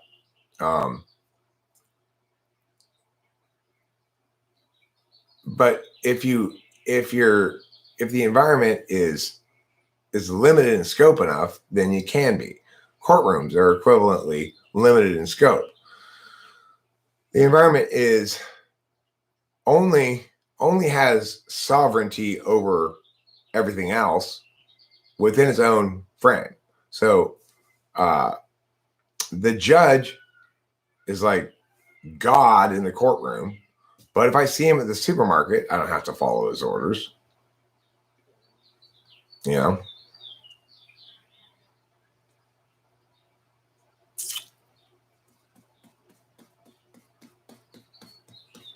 So I guess the answer by the special environment is basically limited variables that allow a rule to be used instead of a standard. And with tickets, they needed something that was a rule so they could have a regular form of regulation. What's interesting is what all the evidence shows is that the best way to control people's driving habits is through FE. That one of the most powerful possible things you can do to get people to slow down on a given road is to put a sign up that flashes a smiley face if you're going the right speed or slower, and a frowny face if you're going too fast. That slows down people more effectively than anything else. Isn't that fucking crazy? And it's true. I can't stop myself. There's this part of the 605. I was driving up it just yesterday or whatever, and it was like early in the morning. It was Saturday. There was no traffic. There was no road work being done. They weren't on the job, but they still had the sign up that said road work, 55 mile per hour zone. And then I love this, will be enforced. Will be enforced. How silly is that sign? Will be enforced.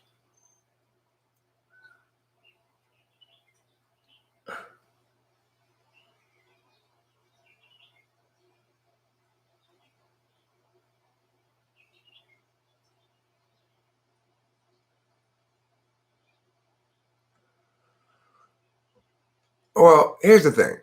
The basic reason why tickets are a bad idea is they're redundant, first and foremost. When people accidentally harm one another, we have a system of law that deals with that. It's called the civil legal system, and people sue each other for damages accordingly. So, only if somebody else is in the car and they're trying to show off. Horse nowhere.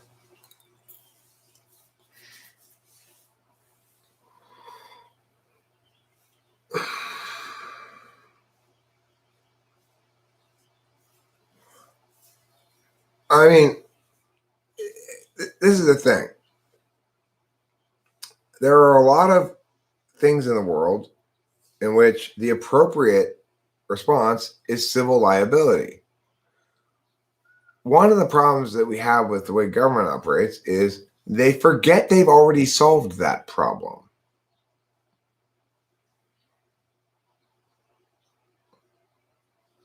But then wouldn't you be relying on waiting for an accident to happen?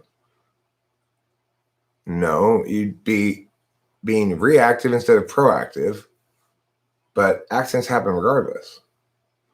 So if I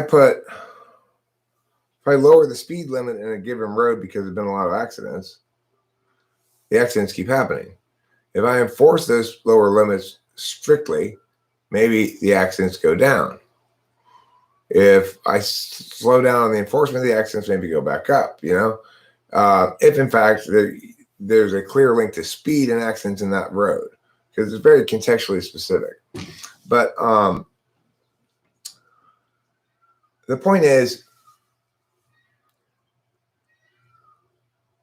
when one chooses to drive, one takes on both risk and responsibility.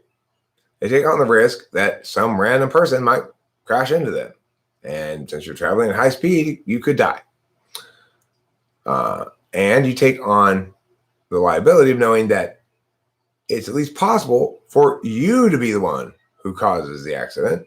And that if you do and you damage people's property or lives, that you're responsible civilly for those damages, not criminally. Now, this is not just unique to cars. It's true of all things in life. When I walk around the world, it is in fact the case that I might be subject to harm. And when I walk around the world, it is actually the case that I might, say, accidentally bump into an old lady, knock her over, and kill her. It's in theory possible.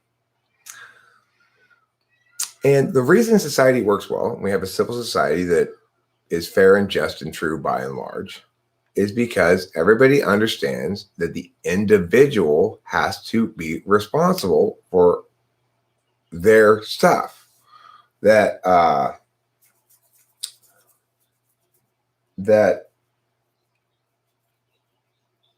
I might make a bad choice, but that's just as true for you. So when you're trying to prevent me from making bad choices, it's just as likely that that's a bad choice and worse than whatever choice you're trying to prevent me from making. So the problem is there's sort of this default understanding that there are these authorities who somehow know what's best, and that we can all agree on what's best by pointing to prospective harms. Of course, as I've articulated many times, impact calculi are a terrible way to make policy decisions. I mean, impossibly bad.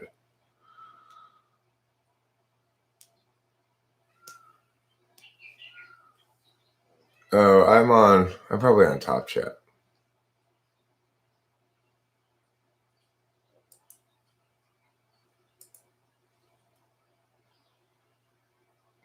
Yeah, I'm on Top Chat.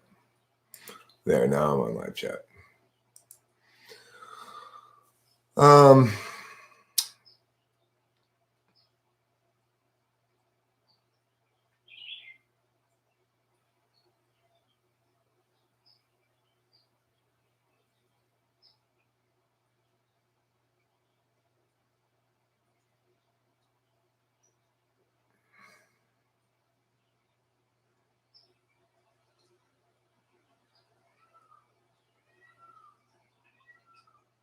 Let's say a meteorite falls down, the impact is what makes you stumble, bump into the old lady, and she dies from the impact of bumping your head against the curb. Are you simply liable? No, that would fall under the category of act of God. So nobody's liable when there's an act of God. If I have a house and there's a crazy, huge windstorm and it blows the roof off my house, I can't sue anybody. There's nobody to sue. I can't say, God, you owe me a new roof. Weather, you're liable for this. That's why insurance exists. And insurance specifically exists to allow you to know better about the future, that certain potential costs won't kill you, basically.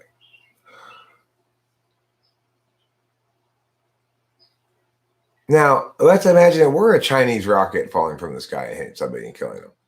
Then yes, the Chinese government should be liable for that.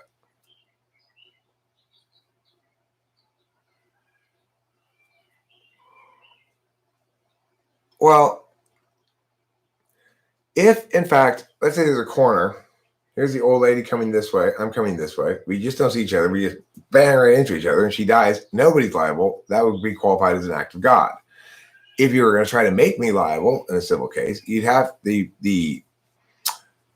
attorney for the plaintiff would say, okay, he was walking along looking at his phone, he wasn't paying any attention, he had headphones on, and he was looking over his shoulder at a thing behind him, even though he knows this is a fairly crowded sidewalk.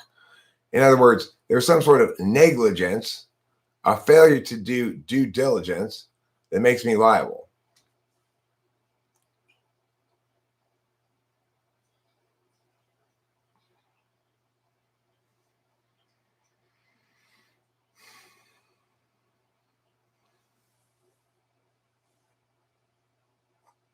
Yeah. When in doubt, the PRC is liable. There was the strangest party 2 doors down yesterday. The strangest party, I have no idea. It fits into no boxes for me. It is incredibly confusing. So, I don't know, maybe 6 months ago, 2 doors down that way, the old Porter's house, it used to be the Porter's house.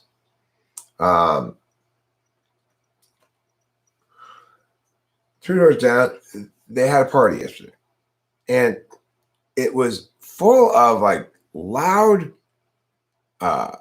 Mexican music, like mariachi music, like full blast Mexican music. But the people who live there, as far as I've seen, aren't Mexican. And the street was full of cars. A lot of people attended this party. And as I was, came home from the supermarket with Rachel, some people were leaving. So I was looking at who was leaving. Well, here's a couple of around here. There are these. I don't even have a term for them, but they're young Chinese males, usually in their early 20s or late teens, and they're probably the only child of some PRC kleptocrat. Anyway, this dude, one of these like 20-year-old Chinese dudes, and his girlfriend got into a Lamborghini and drove away. I saw a couple of other like Chinese people come out. I didn't see any Mexicans, and I have no idea why they were playing like full blast like bomba music, like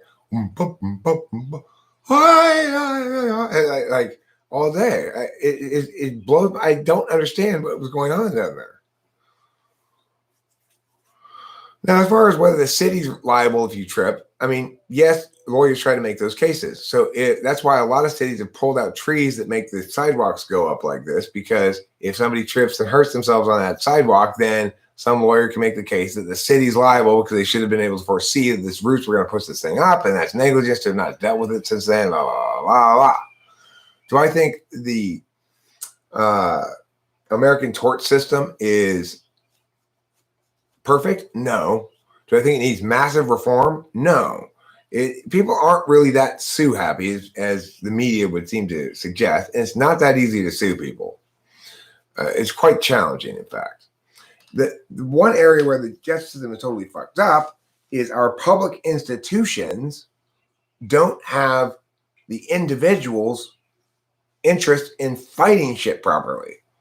So it's like, it's much easier to sue a city, a county, something like that, than a person, because just starting to sue them, their legal team immediately goes, well, let's just buy them off for this much money.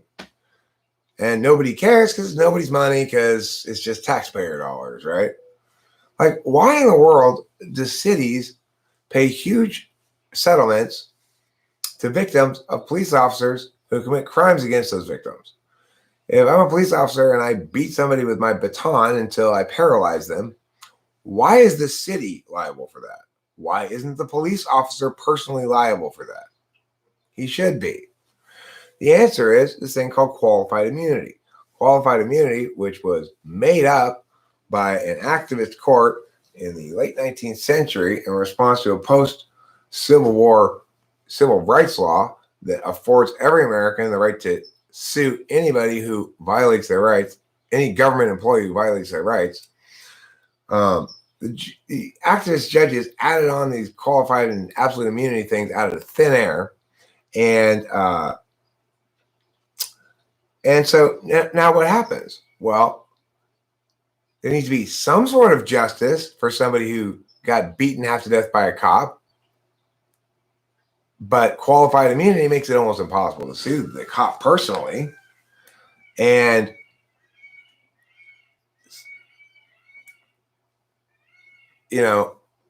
it's very difficult to get a conviction against a cop criminally. So what ends up happening?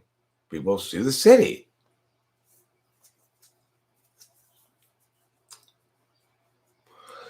Morality in the legal system can never coincide one-to-one, because there will always be this battle between rules and standards.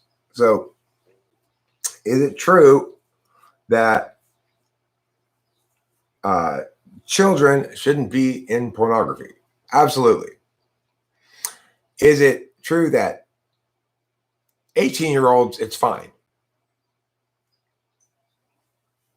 Or maybe it should be 19, or maybe 17, or 20, or, well, that's a rule. You see, it's like we have to have a rule that we apply fairly to everybody. The integrity of the system in this instance is more important than the accuracy of it.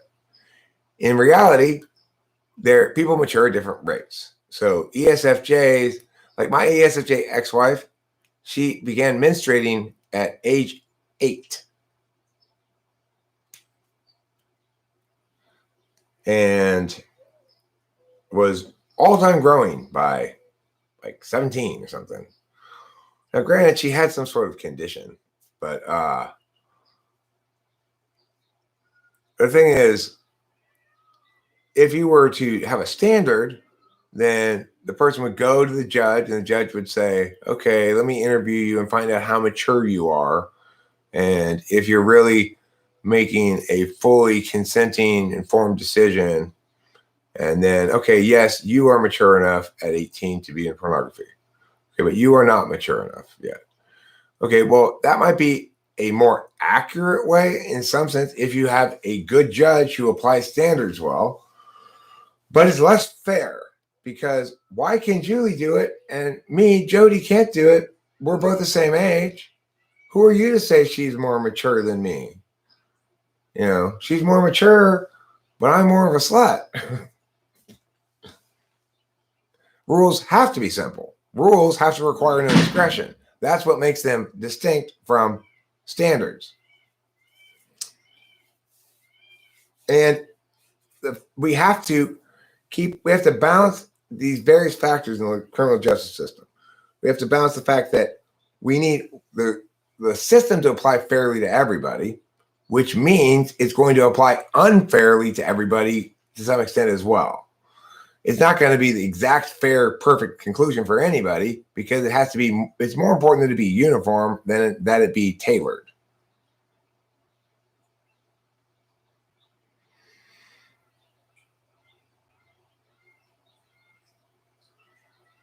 I mean, Alex Rodriguez, do you think I'm mature? A 50-year-old always assumed to be mature. Assumed by the state? Most people, I don't think assume I'm mature. I guess probably if they don't. I guess the idea of assuming you're mature is before they talk to you or anything, they're just looking at you. Yeah, you're probably right. Everybody assumes that 50-year-olds mature. Whereas I didn't start puberty until I was almost 14 years old. So, different people mature at different times. Can people with dementia be in porn? You know what? It's Mother's Day. Let me go ask my mom. Hey, Mom, you want to be in porn? No, somebody else watching me had a really good idea today. This is a subgenre I haven't seen on Pornhub. Dementia porn. It's like, wait, what are we doing? Wait, who are you?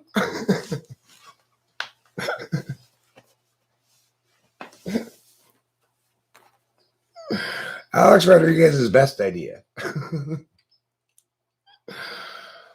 You're going to make a killing in that field. I'm confident. I'll tell you what my best idea ever is. It's a restaurant I sometimes forget to. It's one of my ideas. I forget that it's one of my ideas, but it's such a great idea. When I am rich and have lots of money to waste on stupid ideas, I am going to open a restaurant called Wrong Hole. It's a farm-to-table boutique experience specializing in serving the anuses of various creatures. So we'll have 20 different kinds of anus on the menu, but it'll all be very farm-to-table-y. So everything will be garnished with fresh garden sage, stuff like that, you know. It'll have craft beers and locally sourced wines. Everything will be fair trade. And when you walk in, there'll be these fake wooden bins featuring glistening fresh anuses, like Whole Foods. Hi, welcome to Wrong Hole. I'll be your waitress today. Anal Annie.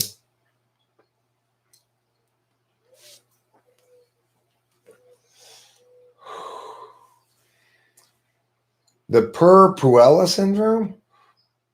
Let me see what this is all about. I've never even heard of that before.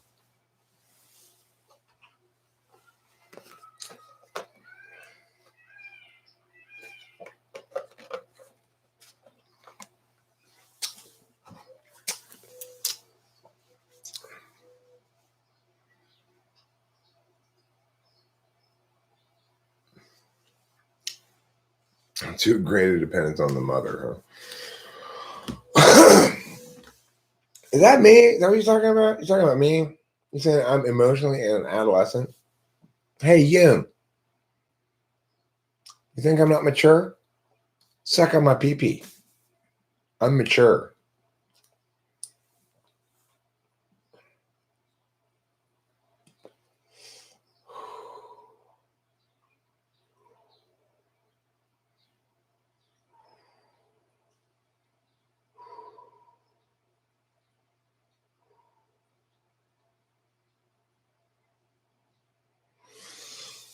I suddenly feel pukey.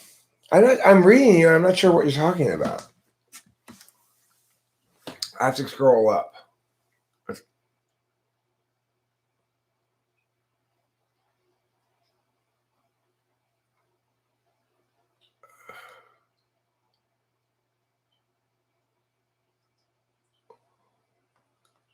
If the law says that they should be 1-to-1, unless he changes position, that would imply he thinks the legal system shouldn't protect mentally retarded people or babies. What? No.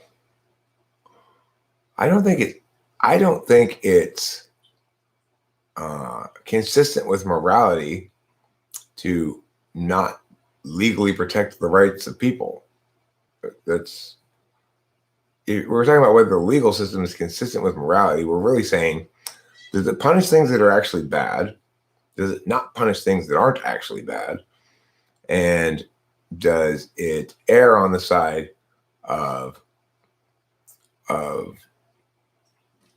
avoiding injustice? In other words, better to let guilty free than convict the innocent.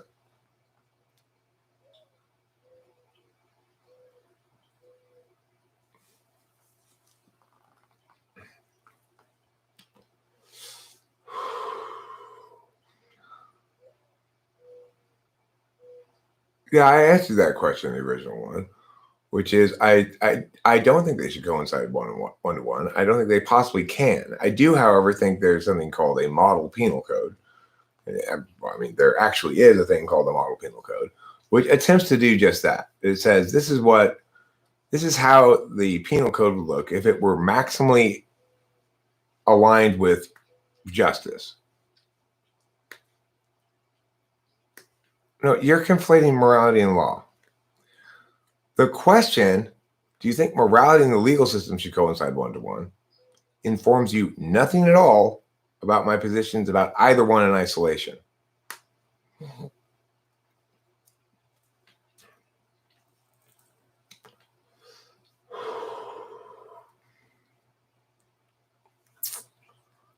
Thanks. So when Jung spoke of being possessed by the anima animus, he means we are speaking from our personal unconscious as a defense mechanism.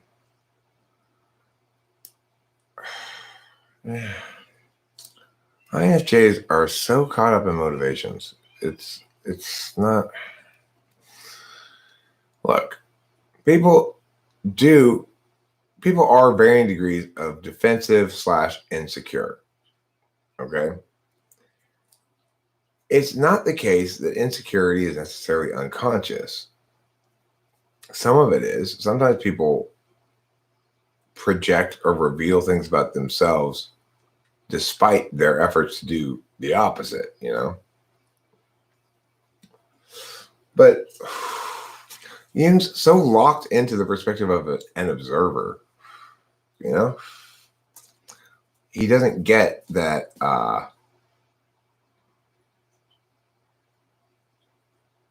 that when you don't begin under that frame of observation, I mean, I love INFJs fine, but I'm not critiquing Jung for being an INFJ. I'm saying his work displays some of the typical bad habits of INFJs intellectually. INFJs have fewer bad habits intellectually than probably any other feeler, but nevertheless, they do have some. And one of them is to say things like that, you know. When we are possessed by the anima or animus, we are speaking from our personal unconscious as a defense mechanism.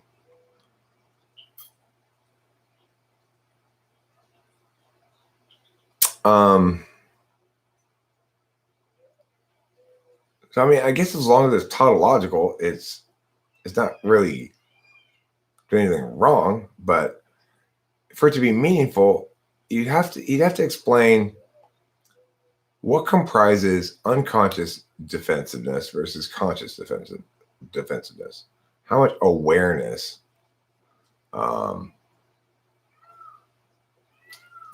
is necessary before something becomes conscious. And the problem is, of course, awareness looks different, whether it's awareness via knowledge, awareness via deliberation, awareness via action, or awareness via interface. Now, the thing is, awareness via interface is going to link to knowledge. Awareness via action is going to link to deliberation because awareness implies epistemology. Is something that has truth value always a fact? No. There's only one kind of thing that has truth value, and that kind of thing is a statement. Statements have one of three possible truth values: true, false, or no truth value. So every statement has a truth value. Statements that have a truth value of true are established as true for the purposes of a given communication. Agreement is sufficient to render something a fact. People think of facts existing independently of communications, but they don't. It's a fact if you and I both agree on it for the purpose of this conversation. In other words, it's not something in dispute. The best definition of a fact is a statement not in dispute. If I dispute it, it's no longer a fact until that dispute has been resolved. Now, if in fact you can affirm that statement, more than I can negate it, then you'll win that argument and it'll revert to being a fact. That's how it works. That's the reality of it. But people don't tend to think of it like that. They think of facts independently existing in a vacuum somewhere. Sure, silence is golden is a statement that has no truth value, because if you take it literally, its truth value is false. Silence doesn't have a color, but it's not meant to be taken literally. It's meant to be taken figuratively. And so silence is golden is a statement with no truth value. If you say a statement, my favorite color is red, you're making a statement, makes a claim about subjective data. Since it's subjective data, nobody else can access it and verify or falsify it. We operate under the basic protocol that we don't challenge others when they make claims about their own subjective data. There are exceptions. That's why we have a word called malingering. If I claim to have a stomach ache and don't want to go to school, I am saying, here's some subjective data to justify my action. Statements aren't objective or subjective. A statement may reference data that everybody else can reference. In that case, it references objective data. A statement may be evaluated by somebody with an interested or disinterested calculus. If the statement is evaluated by a disinterested calculus, then the evaluator is attending objectively to the statement.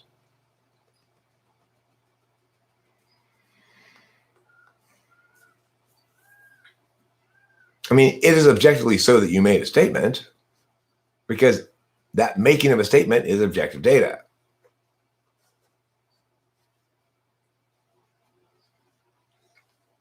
I'm reading your stuff, Winston's mom. It's like when you say we're shaped by the age of 7, according to Piaget, our ego then develops.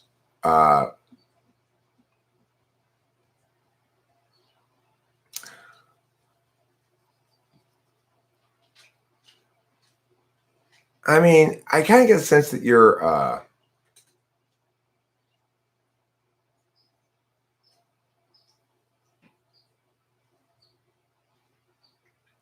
really pleased about automobiles. You have a car, you can drive it really well, but you keep your horse stables and horses anyway, even though you don't ride them because they can't really be used on the roads anymore. That's what I get the feeling about you. It's like this Piaget stuff, right? That's horse thinking. But there's cars now, so we don't need to think like that. But I get it that you're NI first. So I'm not trying to bust your chops or anything. I just don't agree with you at all. What if an interested calculus person makes a statement? So we might call an ESFP an interested calculus person, okay? And they will make statements. The issue is, it's not their statements that are reflective of their interested calculus. It's their evaluation of your statements. Their statements may not withstand your scrutiny, and you may conclude that the reason they made that claim is because they want that claim to be true, not because it actually is true. But in terms of demonstrating an interested calculus, that happens when they respond to you. You know, that's what you can see. Most people have the following relationship with calculi. They recognize that it's desirable to try to have some kind of objective or disinterested calculations, at least in some circumstances, and that it's absolutely necessary in some other circumstances, but that for themselves, they have trouble overcoming their own bias and taking a disinterested approach to things. And then they project onto everybody else the same problem. I'm frequently being told, well, you're biased, Eric. Well, everybody has biases, but it doesn't mean that everybody allows those biases to impact their decision making. Of course, if you don't ever allow those biases to impact your decision making, then you really have no idea who you are emotionally. And that's what you get with an ENTP or an ESTP.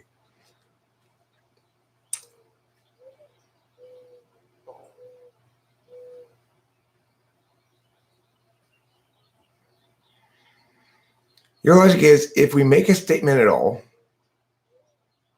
and if it's treated as an objective action, well, it's not treated as an objective action.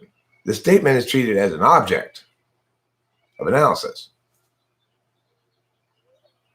Now, if the object of analysis is a claim about one's own subjective data, then that's as far as that road goes. If you claim you're sad, I can ask, oh, why are you sad?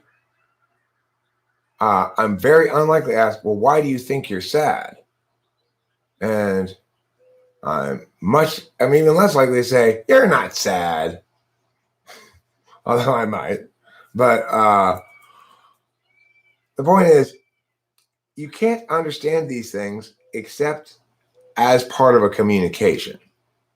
So in any given communication, you can have very definitive answers about things.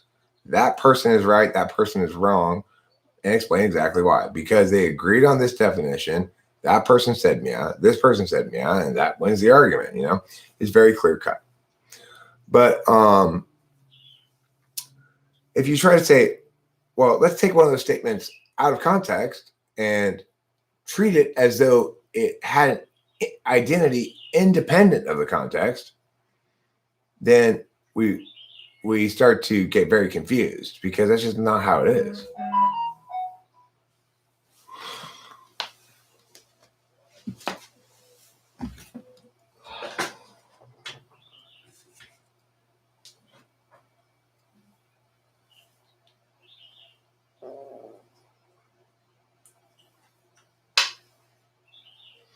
Right. The making of the statement is an action done by a subject. The statement itself is an object that people can access. The subjective context, I think what the person is saying is that the statement itself is about something subjective.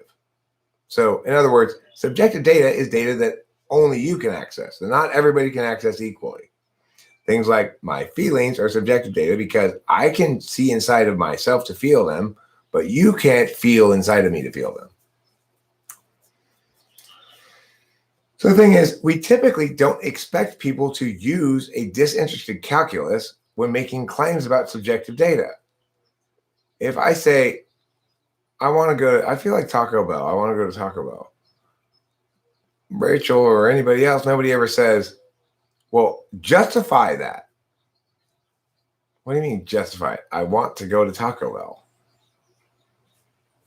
If I said, we should go to Taco Bell, and they say, justify it, I say, well, I'm hungry. We can afford it. I want Taco Bell. Right. The subject did the action of making the statement. But this is the problem. Being a subject doesn't mean being subjective. So a subject can make a statement about objective data, or a subject can make a statement about subjective data.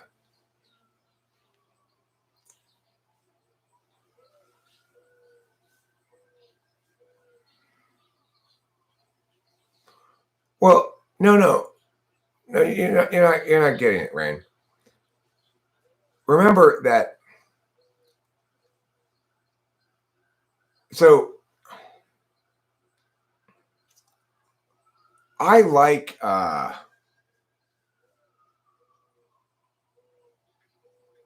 Haagen-Dazs coffee ice cream, but that experience is neither true nor false or anything of the sort. That's just an experience.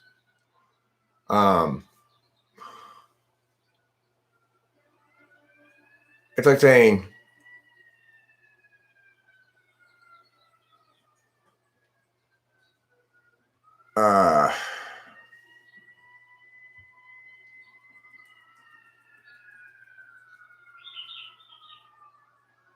It's like having sex, having sexual intercourse.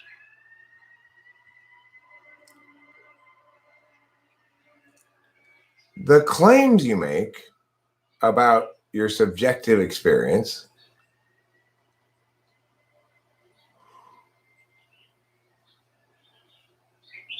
are fundamentally different than the experience itself. So let's say you do like red. Actually liking red and self-identifying as someone who likes red are totally different things, completely unrelated. Being somebody who self-identifies and expresses a like of red is a way of being a subject to direct others to have more information about you for your own personal reasons. To actually like red is just to be a human being having an experience. It doesn't have any truth value because it's not a statement. So let's go back to what we originally established. Only one kind of thing can have a truth value. And that kind of thing is a statement. Now, liking red is not a statement, but I like red is a statement.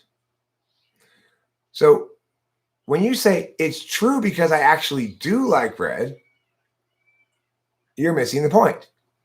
It's true because it's a claim you're making about your own subjective experience that presumably you consistently make as a means of expressing your identity. So, in other words, it's true that you are a person who says, I like red. That's true. Will afford the statement, I like red, the value of truth because there's no reason to dispute it. But the idea that there exists somewhere out there a fact unstated of your liking of red that has truth without any representation in language is not the case. Not so.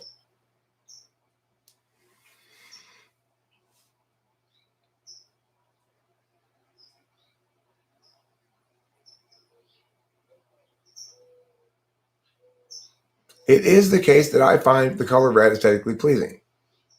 Yes, it's a statement.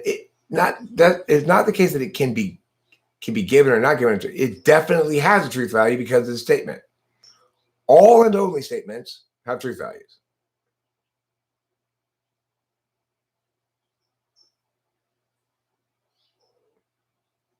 All and only statements have truth values.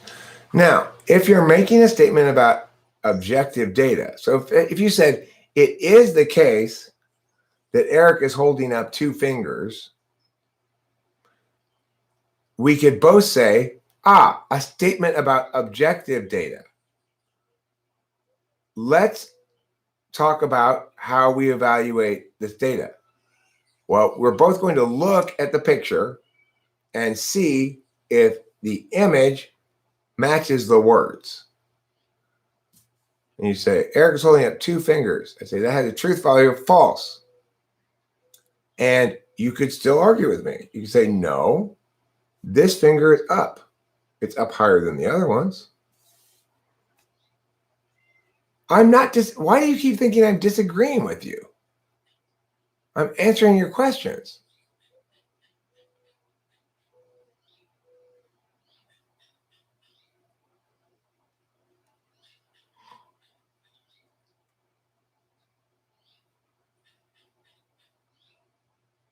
Undecided is not a truth value. No truth value is a truth value. So, in other words, if I say something that's still in dispute broadly, like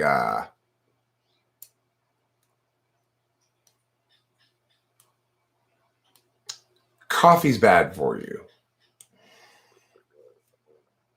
it has a truth value of true or false. We might not reach any agreement about it, But we are in agreement that it doesn't have a truth value of no truth value. It's not that kind of statement.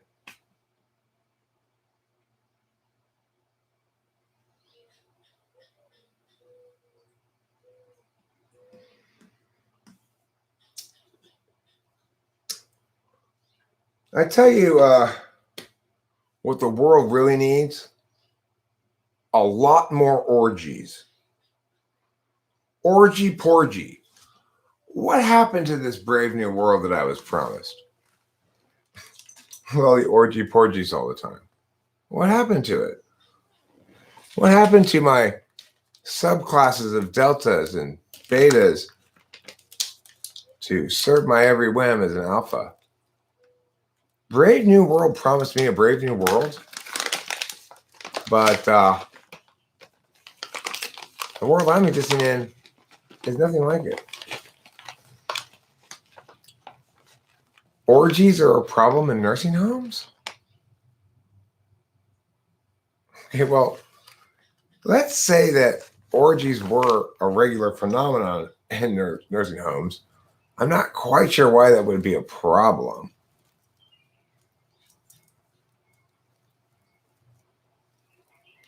Okay, fine. Well, you said something but which I did disagree.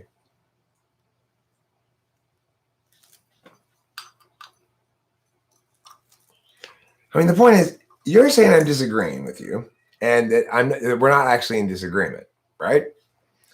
Okay, so my point is, if I'm disagreeing with you, and we're not actually in disagreement, then you must have expressed something in a way that was confusing. And if we are actually in disagreement, then you're wrong.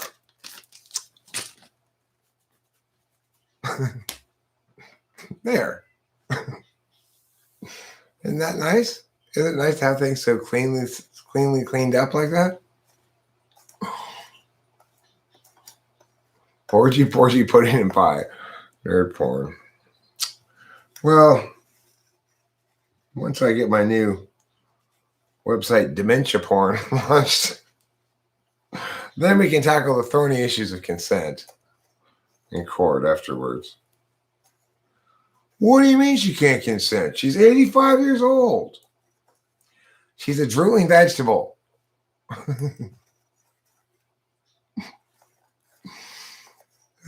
Funny.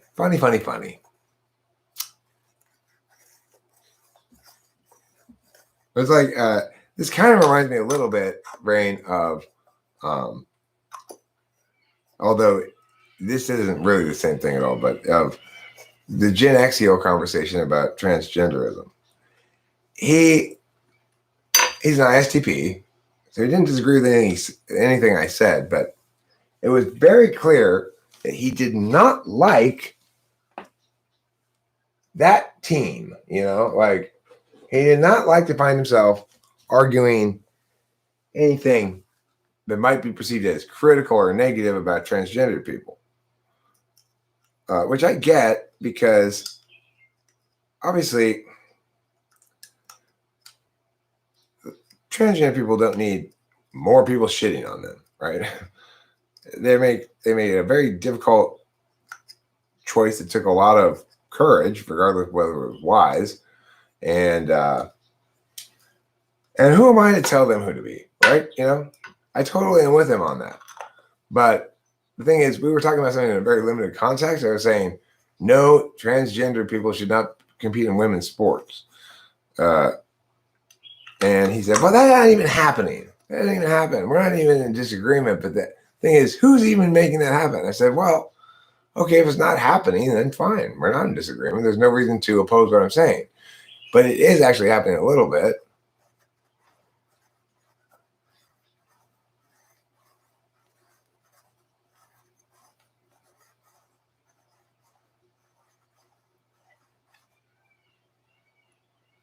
You're saying there are statements that are proven to be not provable to be either true or false. Well, a statement like this statement is a lie has no truth value.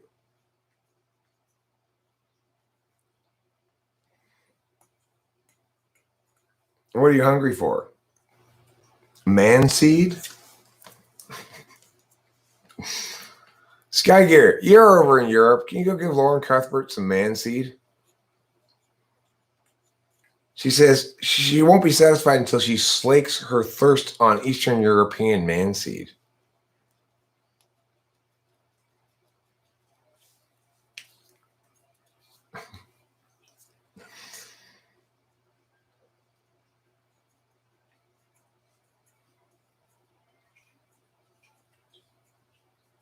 I almost died last time. I almost died of man seed poisoning. Well, I mean, that was a 12-hour-long bukkake. I'm not gonna lie, I swallowed a lot of sperm. The problem was when they didn't just die in my stomach, they started trying to impregnate my organs.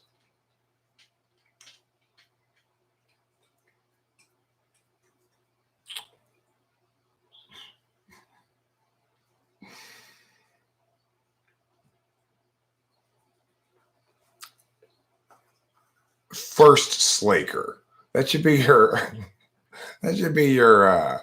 online handle, Lauren Cuthbert. Thirst slaker.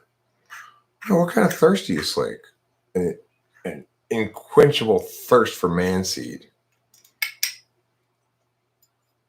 Oh, fun. Yeah, I do attend Sex Addicts Anonymous because that's where all the sluts are. I also attend Anal Wreckage Anonymous.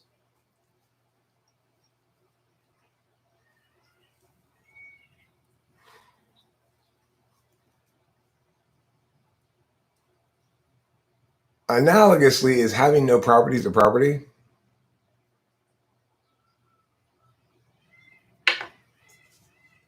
I mean, you're trying to get into sort of set theory here. Sure, as long as it's not the top level frame, right? In other words, if you have a frame of reference that allows sets to be null and defines them as distinct in some meaningful sense, then sure.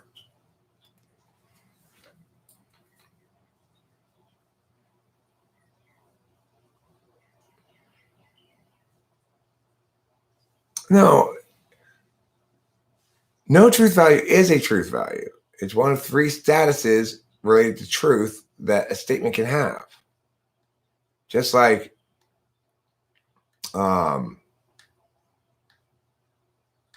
healthy, unhealthy, and dead. Dead shouldn't qualify as a category of health. Okay, well then what do we want to label all these corpses? Unhealthy? You call it something else, for fuck's sake. I didn't make up the term. I didn't make up any of this shit. I taught logic from a book, you know. These aren't my ideas.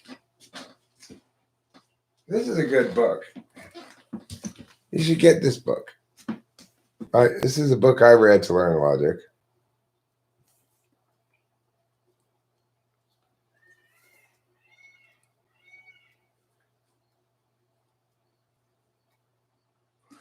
Okay, well, see, this is what I'm getting at exactly, Sky Gear. When you say it's a status a statement can have, but not a truth value, you're forgetting the fact that truth value is only and exclusively a status a statement can have.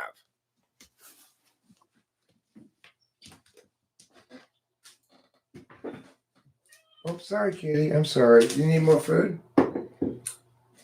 Here, we got you more of the kind you like. We went to the store last night. Let me open it for you first, though, with my knife. Then I'll pour food onto your plate for you to eat. Okay. Oh, yes, I love you too, my beautiful friend.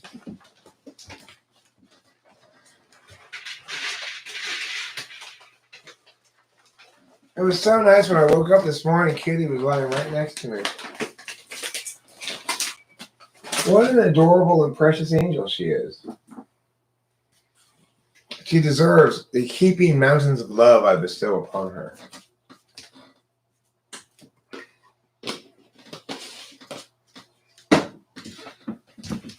All right.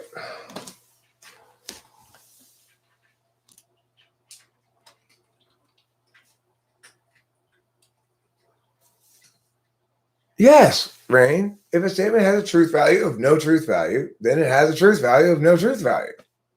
Just like a person can be healthy, unhealthy, or dead. Those really are meaningful distinctions. You may not like the fact that dead doesn't seem to go with healthy and unhealthy, but it does.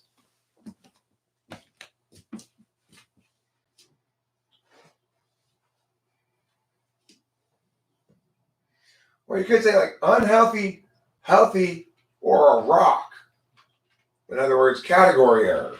Really, no truth value is saying applying this kind of status to this kind of statement is a category error.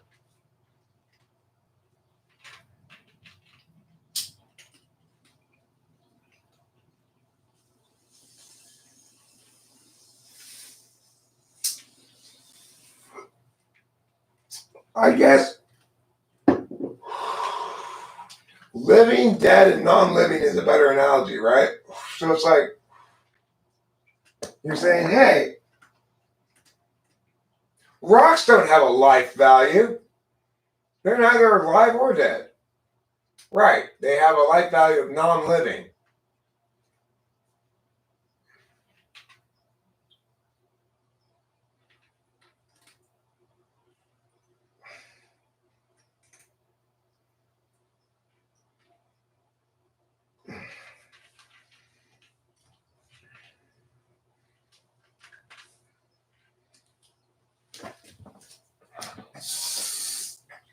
So you can think of statements that are true and false as being living statements and dead statements, and statements with no truth values being non-living statements.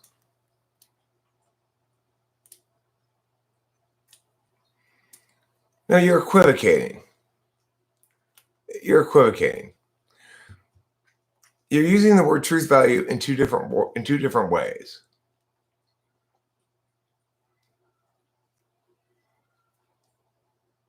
You're saying, in one sense, you're meaning it has a truth value, which means gets assigned a truth value. And in the other sense, you're meaning it is either true or false implicitly, which is where you keep getting confused.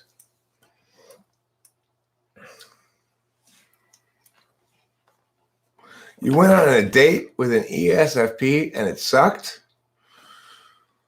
Most stressful date ever. No, you don't get a contradiction.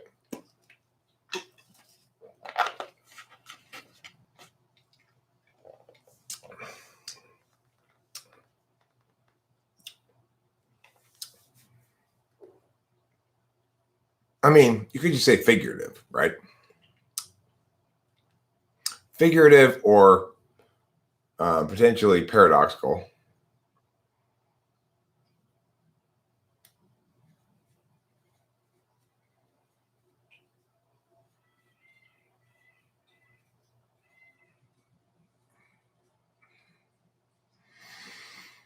Wait, so you say he would not stop talking or asking you questions? But didn't he listen to you answer the questions?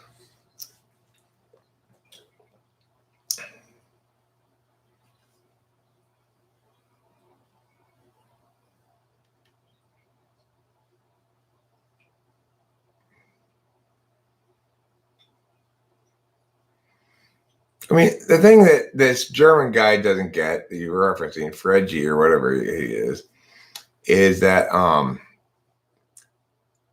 only a fraction of statements are used for purposeful communication. Most of them aren't used to actually convey meaning.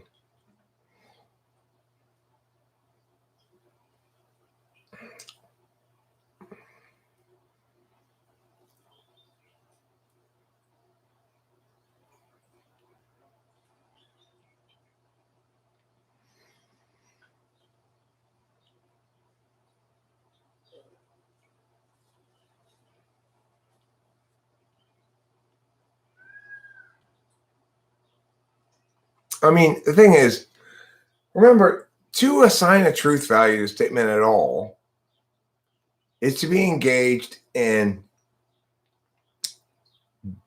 a map evaluation. Say, okay, hold on, I think this map might be wrong. Let's make sure this map is right, because we're driving. It shows here we're going to end up at the lake, but it's getting more and more desert. So, anytime we're talking about truth values, truth propositions, logic, metaphysics, all that kind of shit, right? We need to remember that we've stopped moving and we're sitting on the side of the road and looking at the map and arguing about whether it's right or not, or whether it's accurate.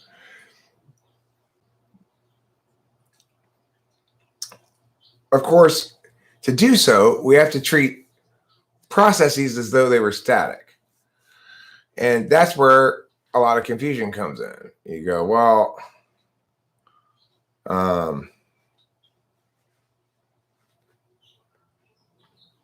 like right now, we're not talking about any actual line on the map.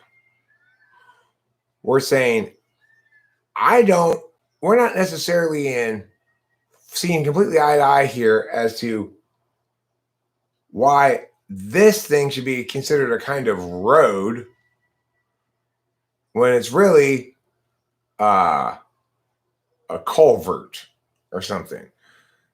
The point being, at the end of the day, when you're actually driving, and you get to the fork, you've got highway, dirt road, culvert, and that's how it is. It's like we can sit here and argue about the map all day, but it will never come into the occasion that the thing we're arguing about on the map actually happens once the process is restarted. These things only happen when we're artificially static because we stopped the process of driving and we're instead saying no more forward time, now only turn-based time. Let's talk about things as static objects.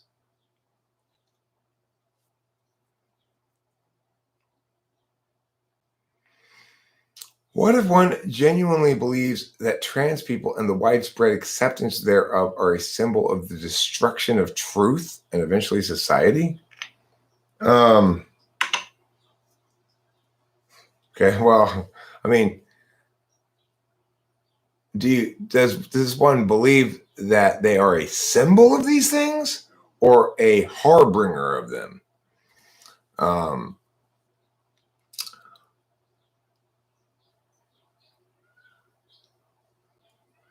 mean, the thing is this.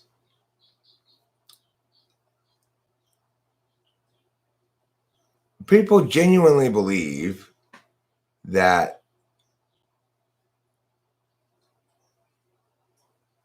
that which challenges their default norms of good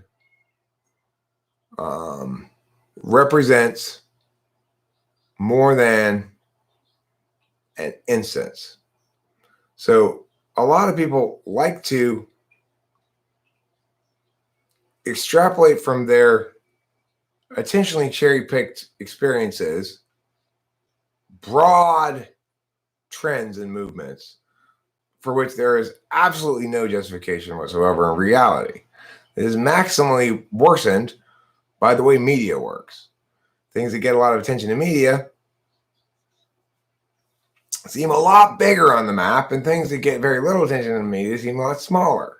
But in reality, Greenland's not that big. And in reality, some other things a lot bigger than it looks. The thing is, society doesn't, I didn't think it was your belief, actually.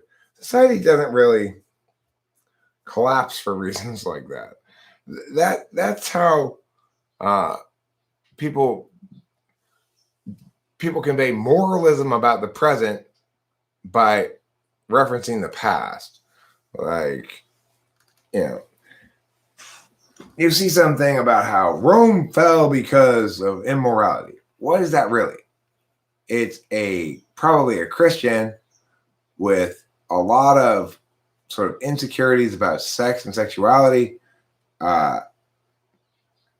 being angry at the apparent lack of such insecurities in others, and pervertedly converting it into pseudo religion, you know?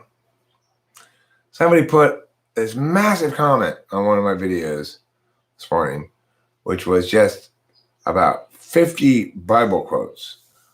One of them being about how homosexuality was bad. Well, it's like, that guy does not believe that, really. To say that he believes it is wrong. He's doubling down because he's feeling threatened in the primacy of his worldview. And he feels attacked because the norms on which he attempts to validate have shifted. All the rhetoric is just a smokescreen to misdirect your attention from that into some sort of advocacy. What does the ideal ENFJ male look like in the most mature, healthy state in the perfect habitat?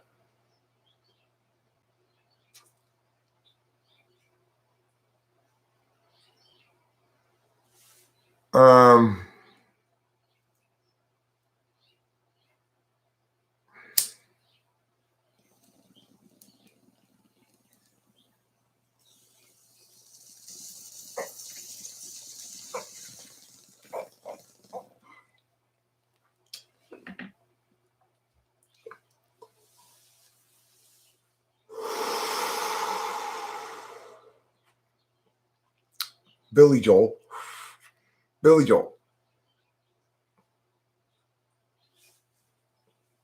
Now, note, that's the best I can come up with, and he's still a philanderer. ENFJ males have a hard time keeping it in their pants. Oh, I've got a better example. Hambone's dad. Hambone's dad is a perfect example of an ENFJ male who's fully optimized. He's got his successful butchery business. He's got his beautiful home, his wife, his kids. He's busy all the time doing things. He doesn't have to spend any time in reflecting on his own experiential knowledge. And he's got an ISTJ wife who feeds him and stuff and makes sure that he takes care of all the SI shit. And, he loves his family, and great guy, and totally non-toxic in every sense of the word. The problem with ENFJs is they can get a little toxic. no matter how well-intentioned. That you've heard the expression toxic positivity before.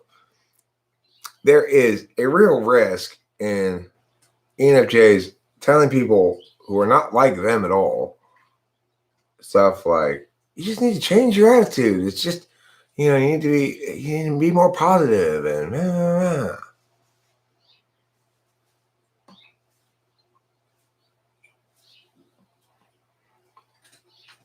Yeah, well, that's I have to say, Hambone's dad is the ENFJ I've met in my life that has impressed me the most.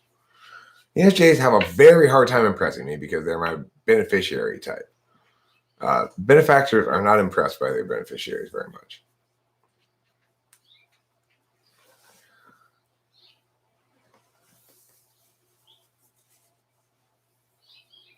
Are the ENFJs natural performers? They speak easily and well. They're charismatic people. Yeah. Generally speaking, yeah. Zandy is one person who's a bit of an exception. I do believe she's an ENFJ, but she's much less extroverted in her affect than almost every other ENFJ I've come across. I believe she's an ENFJ because I believe she's SI polar, and she's obviously FI way up in the stack. So I don't know what else she could possibly be with an ENFJ. But she's not particularly performery, but most of them are. Yeah.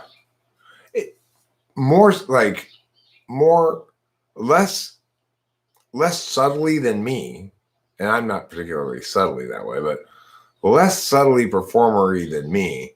And as a consequence, I think, okay, you're not playing it cool enough.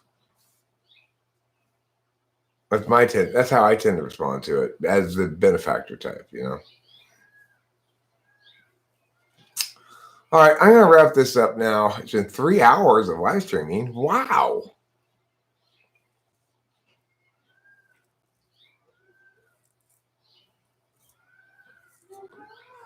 The thing, the weird irony or tragedy or something is what Legends Fall says there. My dad, ENFJ, has built one of the most spectacular lives I've ever witnessed. Basically, what you described is somehow magical and very enviable. The tragedy is because they spend all of their energy and attention doing all those things, they spend none of it actually reflecting and enjoying the experiential knowledge of what they've done. Hello. Hi, beautiful. Hi, handsome. I have to do the thing with my mom for mom's. Oh yeah, what time is that? At 12. Okay, cool. I'm about to wrap this up anyway. Cool. How creative are ENFJs on a scale of 1 to 10? 9. They're very creative. When they do it well, they're geniuses. When they do it badly, it's disposable. But I mean, I wouldn't necessarily say that. Like ENTPs and ENFPs are both more creative than ENFJs, but probably not as good of creators. ENFJs are better creators than the more creative types. And it's because SE third, they get shit done. You know, they got NI, they got a clear vision of things, they get shit done. Look at what is that guy's name who sings? I'm gonna go my way. What's that guy's name? Oh, yeah. Lenny Kravitz. Lenny Kravitz. Oh, Lenny yeah, Kravitz.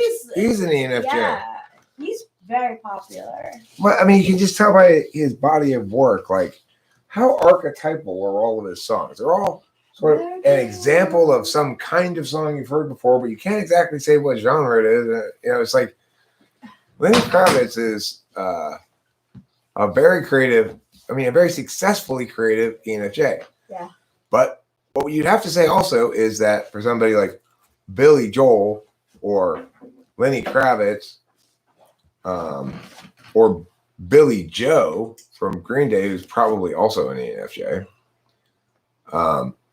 they are more successful at creating things than me, but the things they make, even if they're better, are less creative or original. Now, which just goes to show that creative and original are not really values that are worth attaining in and of themselves, right? But so it's a tough question to answer.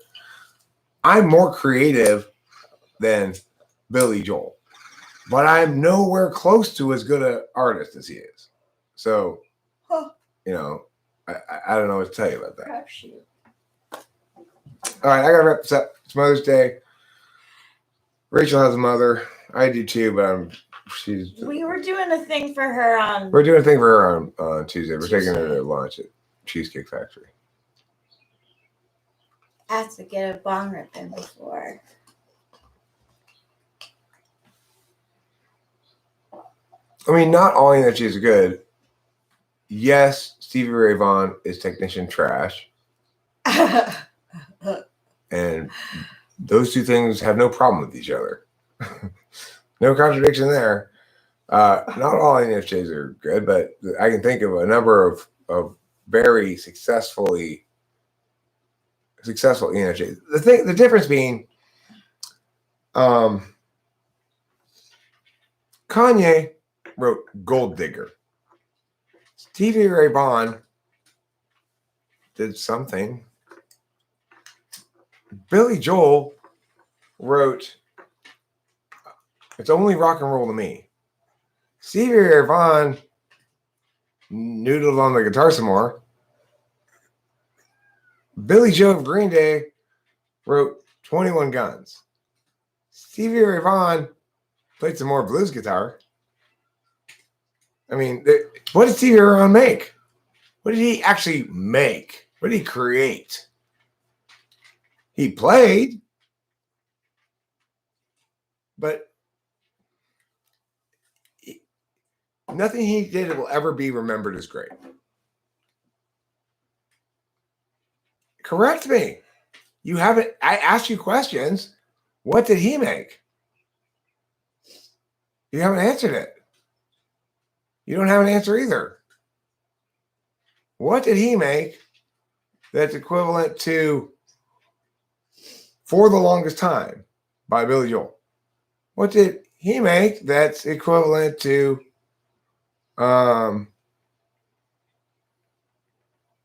Walk Alone by Green Day?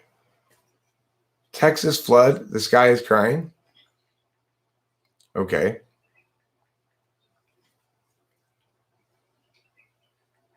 Here's the thing.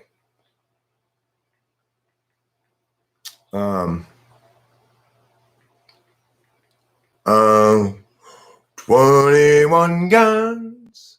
Ba-da-da-ba, ba-da-da-da-da. Now, let me get a bit of Stevie Ray Vaughan melody. Okay. I enjoy this torture. I got 4 minutes. Don't worry, Rachel, I'm not forgetting. I got to mute for a second. I enjoy a little bit of this torture. Stevie Ray Vaughan, Texas Flood, The Sky.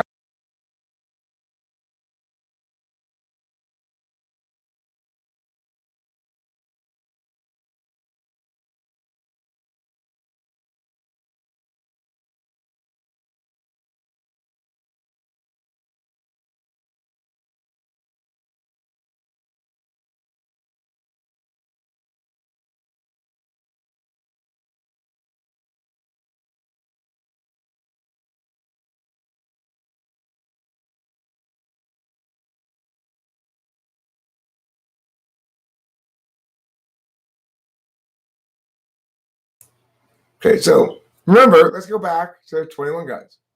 Oh, 21 guns. Da-da-da-ba, ba-da-da-da-da. Okay, now let's sing it. Every Stevie Ray Vaughan song.